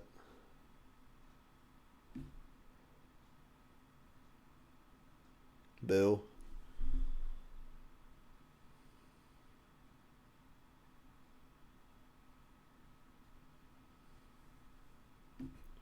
Well, I'm probably never ever cracking this Verdant just because of potential archive traps. Like, I've got all the mana sources I need now. So, like, now, even though there's only one card that we know is an archive trap, there's probably just not even a real reason to ever risk it. Let's push a crab. Then I'll Valakut Awakening tapped. Then if they play like another crab or something, I'll bolt it and I'll just like start trying to Bloodbraid to win.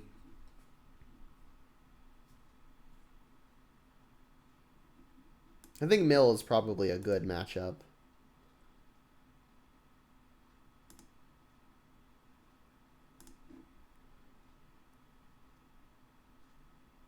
More bolts are fine. Some more ways to kill crabs, I suppose. Sure.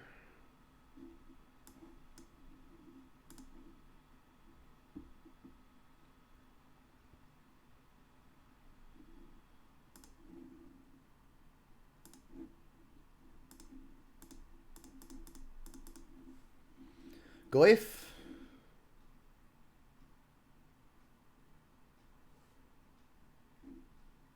They don't want to see what I cascade into first? That should be a Goif. Not a Goif. Another Drown. Alright, all things considered, I think I'm ahead. Like, I've got another threat. I just really need a backup threat. Crab, that does nothing. Alright, we know their hand isn't trap either. So I could probably pretty safely fetch now. It's a lot of bolts. Dealing with Luris should be easy. I've got one green source right now. I'll get the other one. And then I'll do this first. I'll leave up Stomping Ground in case I hit a Scavenging Ooze. And I obviously want to keep the bolt up. There's the Goif.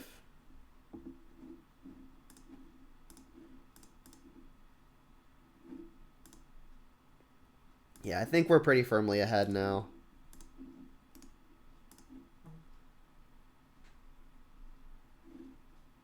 Like, they've got Luris, they can play a crab, but we can just bolt them both. Just continue jamming for 8 every turn. So we've got them dead in 2 turns just with the info we know about. Crab.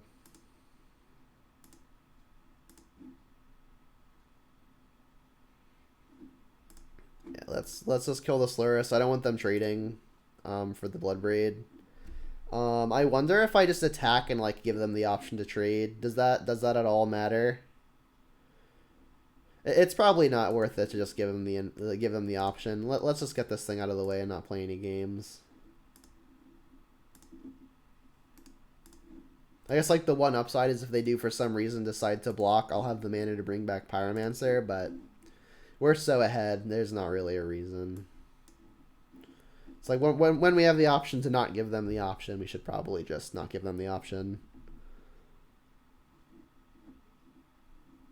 Sure. And I'm not going to fetch. I don't want to get trapped.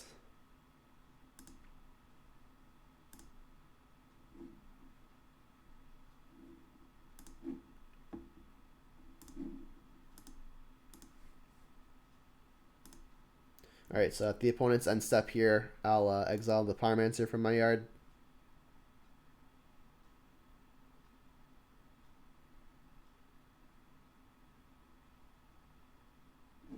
Cool.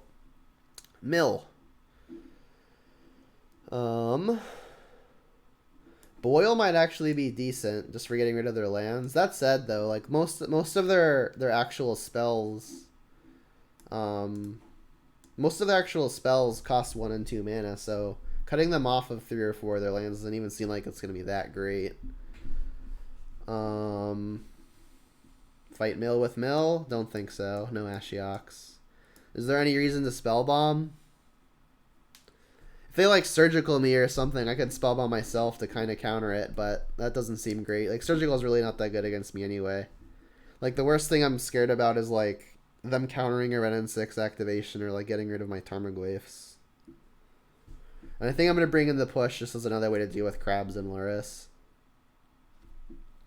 Definitely one of the Kolaghan's commands for, like, Mesmeric Orbs and stuff. I think if I'm bringing in all more removal spells for Crabs, it's probably okay taking Dreadbores out.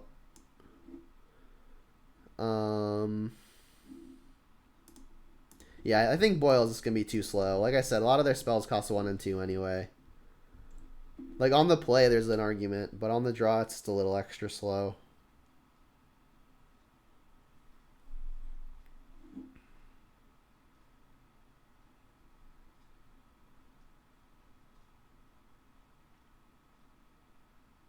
Yeah, I guess I'll cut, like, either an Awakening or a Pyromancer. It's not super clear. I guess I'll cut, Pyromancer can be a clock, whereas Valakut Awakening can't be, so I'll cut one of those. I still have effectively 24 lands. Because again, remember my second copy of Awakening was my 25th mana source. Kind of a lot.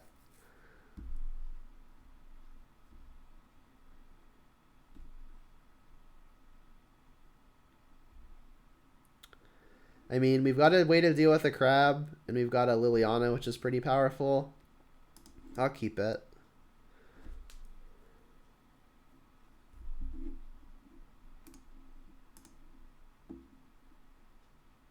Inquisition or Thoughtseize would be best case.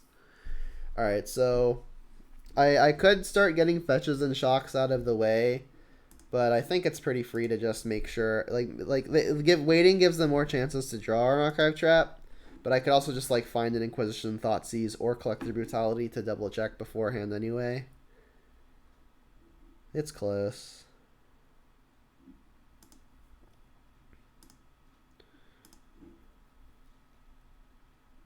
Like that. Alright, so we can just lead there. Yeah, let's just lead there.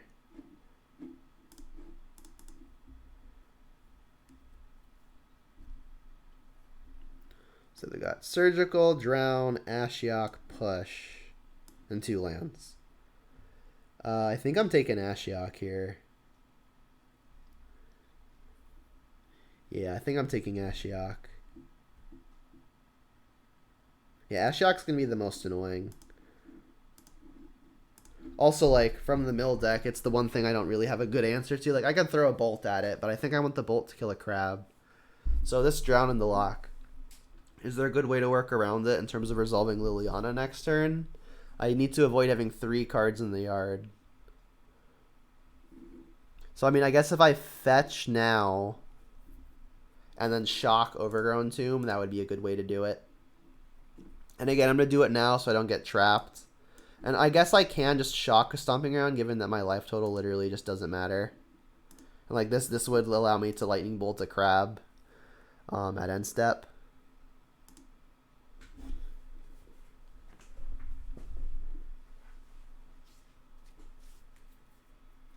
There's a crab, or I can just do it like in response to the fetch. Alright, so unfortunately Liliana can now get countered no matter what, because they drew the effective mill spell. Also, like, the crab's gonna go there, and the crab's dying anyway. I mean, I guess I could cast the bolt now in response. Maybe the opponent casts Drown targeting this, and then I could untap and Liliana it, which would be good.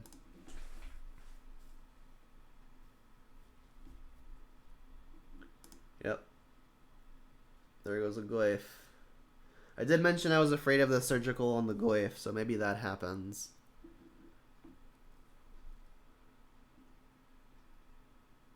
They are countering. Okay, so this is gonna work out okay as long as they don't like mill a Liliana and Surgical it.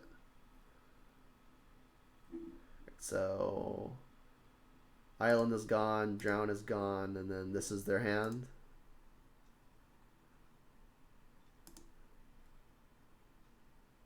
And they still don't have Archive Trap, so this could be another good turn. Just go ahead and get a fetch out of the way.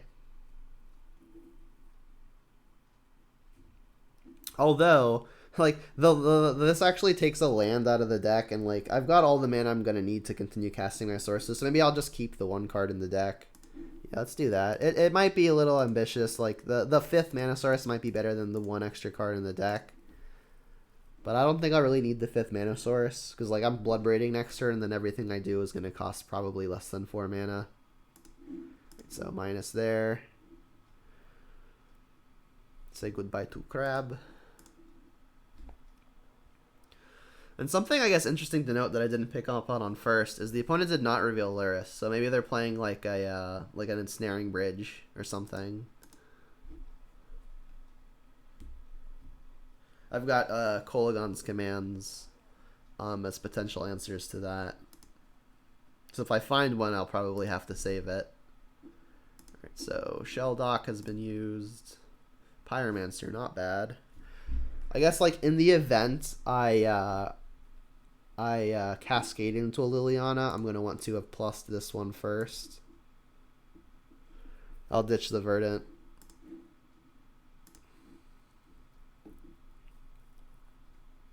There goes Necromentia. Alright, well, Mountain Bloodbraid. Get a clock into play. They've got push, but no revolt quite yet. They just scoop. Alright. That works for me.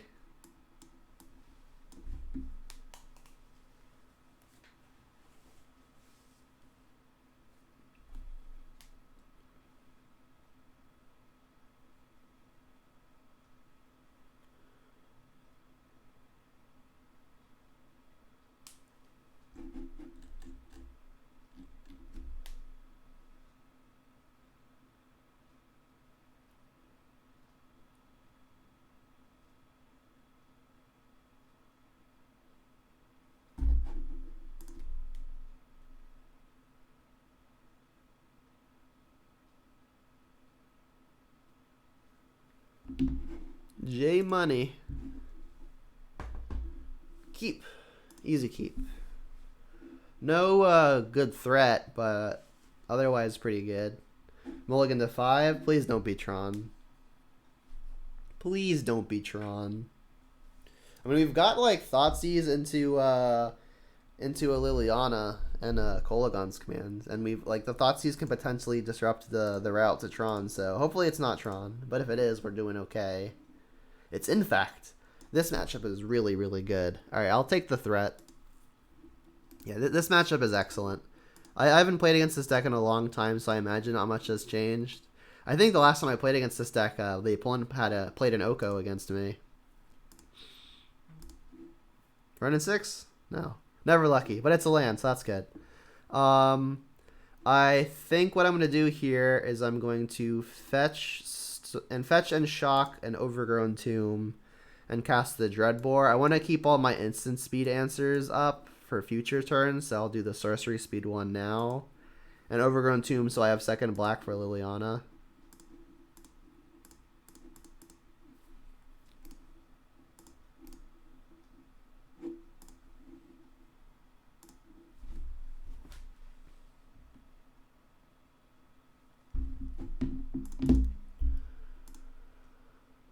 Alright, Breeding Pool, that was a new card. That's a good draw. Let's just get this Liliana down.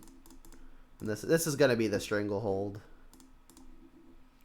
Alright, I'm going to keep my Bloodbraid. Okay, yeah. I was going to say, I was going to keep Bloodbraid because this is the only threat that I had. I was going to keep my one-man interaction, so I was probably ditching Kolagon's command.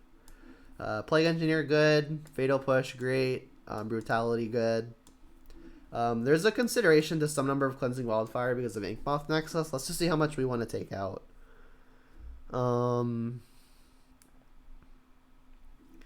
Seasoned Pyromancer is going to be really, really slow. It also doesn't block more than half of their infect creatures. Bloodbraid also pretty slow, but I remember I'm also playing like a lower than usual number of threats, so I don't want to cut out like too many of those. I'll keep 2 probably. That is 60. So do I want to bring in the Cleansing Wildfire for anything?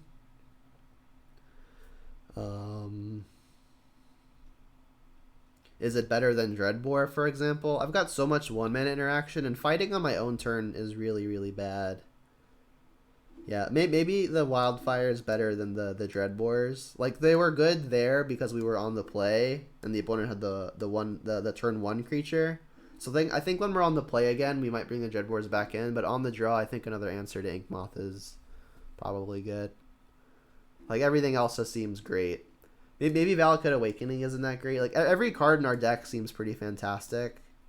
So maybe I just, like, go down an Awakening and keep another removal spell. Seems fine.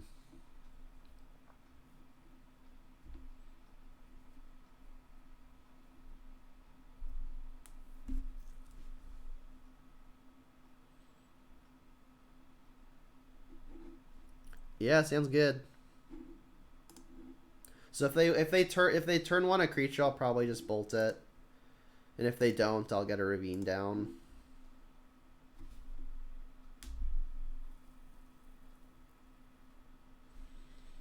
I mean, I guess I could play Verdant. So if they have the 2-mana creature, I could just bolt it. But I don't have an untapped land to play on 2, so I guess I'll just get the Ravine down now. Because like if they somehow don't play a creature, there's a good chance I want a Brutality or Wildfire. Spellskite. Yep. I mean, they still only have one creature in play. So I think I will actually just Wildfire the Ink Moth. That makes Liliana better too. They can't like activate Ink Moth in response or something stupid. Alright, so Verdant. There's a potential gameplay where the opponent like kills me with normal damage, so I'll be kind of careful. Yeah, and Spellskite is not a valid target for Cleansing Wildfire, so they can't redirect this.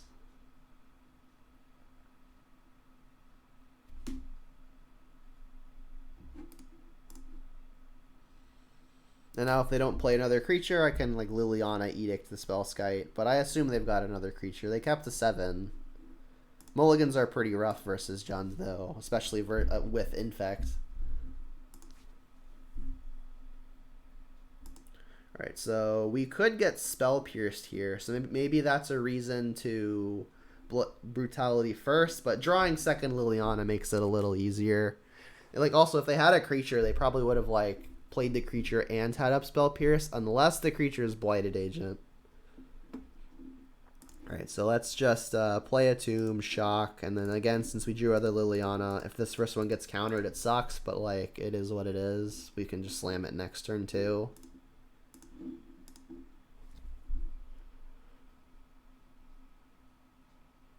Alright, and this is going really well now, because like now they don't have something to protect versus Bolt.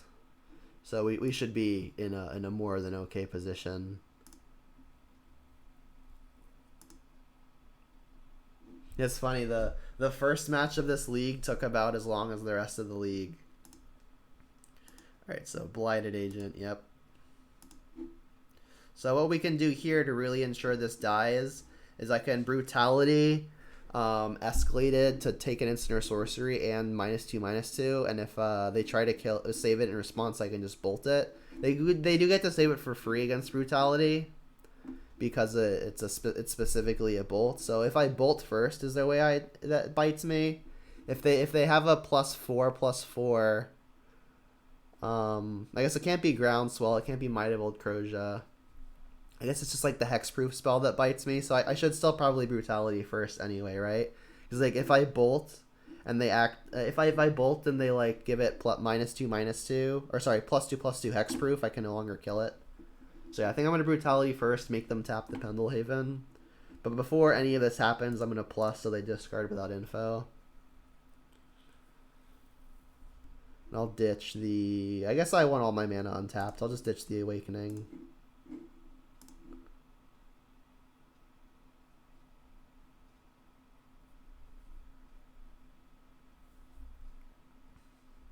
And like I could just Liliana Edict too, but that could get blown out by Veil of Summer. Like if I Brutality and they Veil for whatever reason instead of Pendelhavening, I could at least still bolt it. I guess Mutagenic Growths could potentially make that play dangerous, but they will have effectively emptied their hand after all of this happens, so I'm still happy. Alright, so we'll 2-mode it. Reveal your hand, -2/-2. Again, I know they can save it with Pendelhaven, but it'll at least tap them out so we know the bolt will work. And I'm going to want second red, so let's ditch a forest.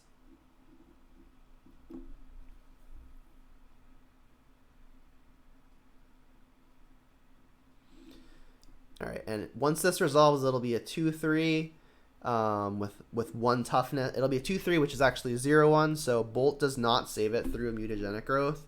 So I will let them discard the card. I'll let the Brutality resolve before I Lightning Bolt.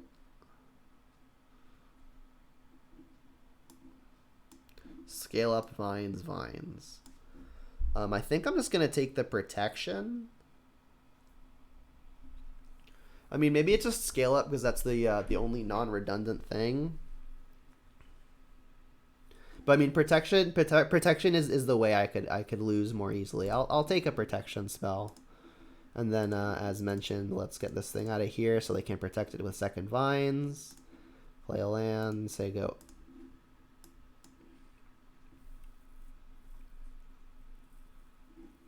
They drew a creature, but we've already got an edict in play.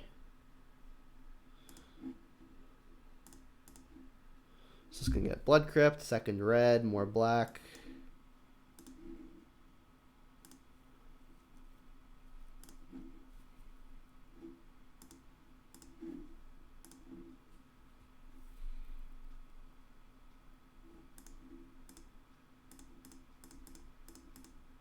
And then the ideal scenario here is we just hit another threat.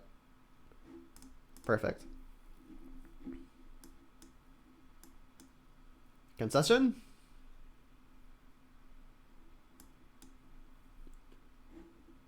Sure.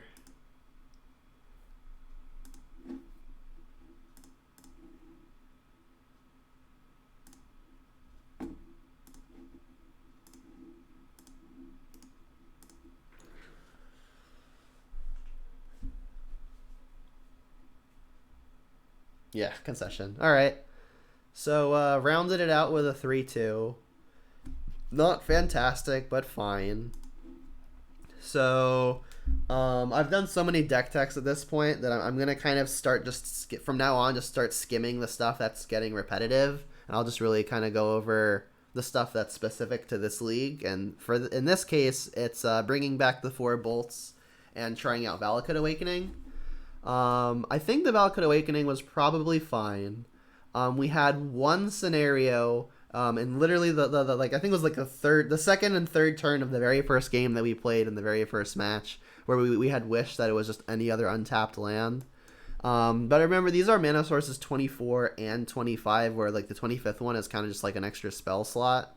So I mean, I think in the grand scheme of things, it's probably worth it to play 1 or 2. Again, this is just my first league testing it, so who knows for sure yet. But I mean, it does feel good. Like when we have lots of excess cards in our hands that don't really do anything, like that when we tend to accumulate those, especially when we have lots of lands with Ren and 6, like there are some matchups where like the removal spells don't do anything, and like there are some matchups where you just really need to be fast. So like your big mana cards don't do a whole lot of stuff, and like also in the sideboard games, if you have ridiculously potent sideboard cards like Wildfire, Boil, Ashiok, it helps dig towards those. I mean, it has a lot of positives, but I mean, obviously a tap land is a negative. I mean, overall, it felt this league like a net positive, but I mean, I'm just gonna have to play it some more to really get a grasp on it. The 4 bolts felt pretty good. We played against a few creature matchups where they were great. Like we played against the Ponza deck. We played against the Infect deck, obviously. We also played against the Uro decks where the bolts are pretty bad. They've got the utility in that they can at least finish off Planeswalkers, but that's about their only good use other than multi for winning yourself to like kill an Uro or an Omnath. And in that case, it doesn't feel good, but they're rarely terrible. And a one mana 3 damage is just generally good, probably. So, I mean, all in all, it felt great. I guess this particular league, I was trying out the 4th copy of Cleansing Wildfire. I don't think I ever boarded in more than 2, but I also didn't play against any of the matchups where it's one of the best sideboard cards available. When I boarded in 2, I think I saw at least one pretty consistently. But the matchups the matchups that I saw where I found them are the matchups that go really long, like the Uro Omnath deck. So like the games go long, and I'm bound to find a couple of them. But against the stuff like Tron and Amulet Titan, and even the new green-white Eladamri's Toolbox deck, it may just be important to max out on them so that way you can maximize your chance of finding them early and late. So that's my thought on that, and that's gonna wrap up the video. Thanks all for tuning in. Thanks to all who came to watch live.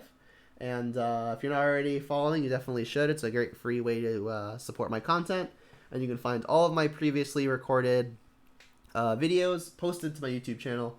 You can see all of the links to my various social media pages below my image right here, right here in the text box of the Dark Confidant. So with that said, thanks for tuning in, and I'll catch you next time.